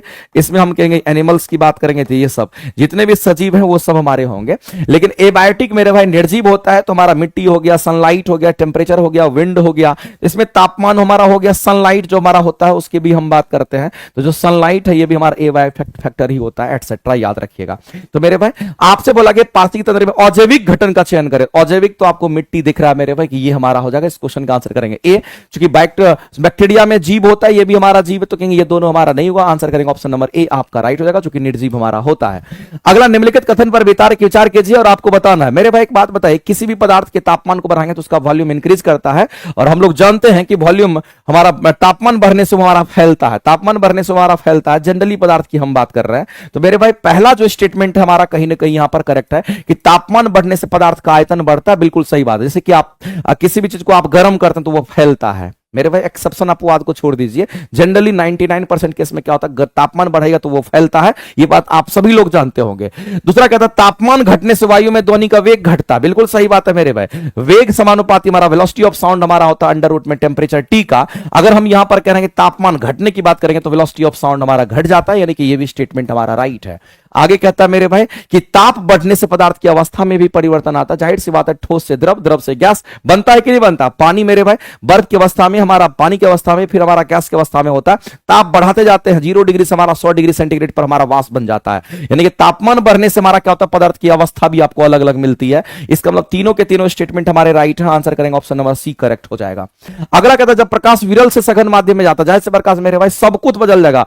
हम कहेंगे आवृत्ति नहीं बदलती है, लेकिन वेग का मान हमारा घट जाएगा, क्योंकि सघन विरल से सघन में आप जा रहे हैं तो वेग का मान घट जाएगा। यानी मेरे भाई हम कहेंगे वेग का मान हमारा घट जाएगा, तो यहां पर प्रकाश की जो गति होगी वो घट जाता है, आंसर करेंगे ऑप्शन नंबर। ताप का निम्नलिखित में से पैमाना पर ऋणात्मक नहीं होता है। मेरे भाई मैंने आपको कई बार बोला है कि तापमान पैमाना नेगेटिव अगर नहीं होता तो हमारा कौन सा होगा, कहेंगे केल्विन तापमान कभी नेगेटिव नहीं होता है, क्योंकि केल्विन तापमान का न्यूनतम तापमान 0 केल्विन होता है, 0 से नीचे नहीं होता है। 0 से नीचे जाता तब नेगेटिव होता है, केल्विन टेम्परेचर कभी नेगेटिव नहीं होगा। फ़ारेनहाइट की बात करिएगा, डिग्री सेल्सियस की बात करिएगा, रेमर की बात करिए, वो नेगेटिव होता है, लेकिन केल्विन टेम्परेचर कभी नेगेटिव नहीं होता। सबसे न्यूनतम तापमान केल्विन में अगर होगा तो वो 0 केल्विन होता है, 0 से नीचे नहीं होता है। इसलिए केल्विन टेम्परेचर कभी नेगेटिव नहीं होगा। ये सब नेगेटिव हो सकता है, लेकिन केल्विन टेम्परेचर कभी नेगेटिव नहीं होगा। मेरे भाई इस क्वेश्चन का आंसर करेंगे हम लोग, यहां पर सी करेक्ट हो जाएगा।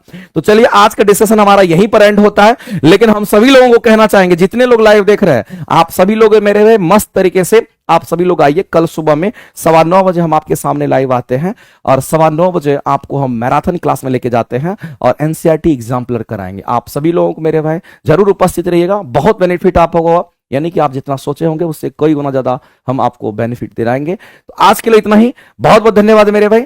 आप सभी लोग आ गए सर, अखंड बैच में क्लास कंटिन्यू कीजिए। अखंड ज्योति बैच की क्लासेस कंटिन्यू है, आज भी क्लासेस आपकी हुई है तो उसमें क्लासेस चल रही है। अखंड ज्योति बैच की क्लासेस चल रही है, इंजेक्शन बैच की क्लासेस चल रही है, नियुक्ति बैच की क्लासेस चल रही है, सारी क्लासेस मेरे भाई आपकी स्टार्ट हो गई है।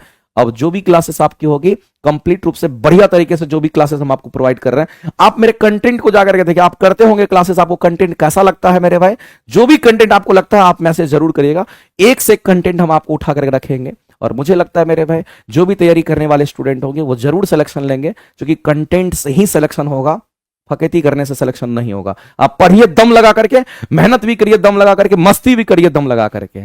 कोई भी कसर नहीं छोड़ना है। ऐसा नहीं है कि मस्ती करने वाले बच्चे रैंक 1 नहीं आते हैं मेरे भाई, जो मस्ती करने वाले बच्चे होते हैं वही रैंक 1 आते हैं। मस्ती भी करना, पढ़ाई भी करना, जम के पढ़ना भी है। अगर पढ़ रहे हैं तो किसी का नहीं सुनेंगे, कंप्लीट आप पढ़ाई के ऊपर फोकस करिए, ठीक है।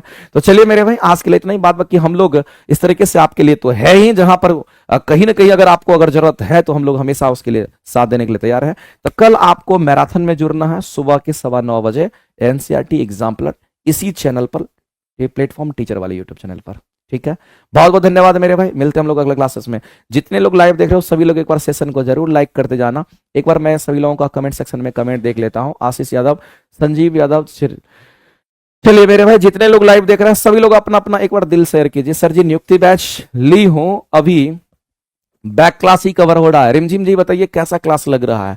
अच्छा क्लासेस लग रहा है तो आप जरूर बताएंगे कि कैसी क्लासेस हमारी वो लग रही है। वैसे मुझे इतना विश्वास है मेरे भाई कि क्लासेस हम आपको बेहतरीन ही देंगे, उसमें कहीं से कोई शक नहीं है, ठीक है।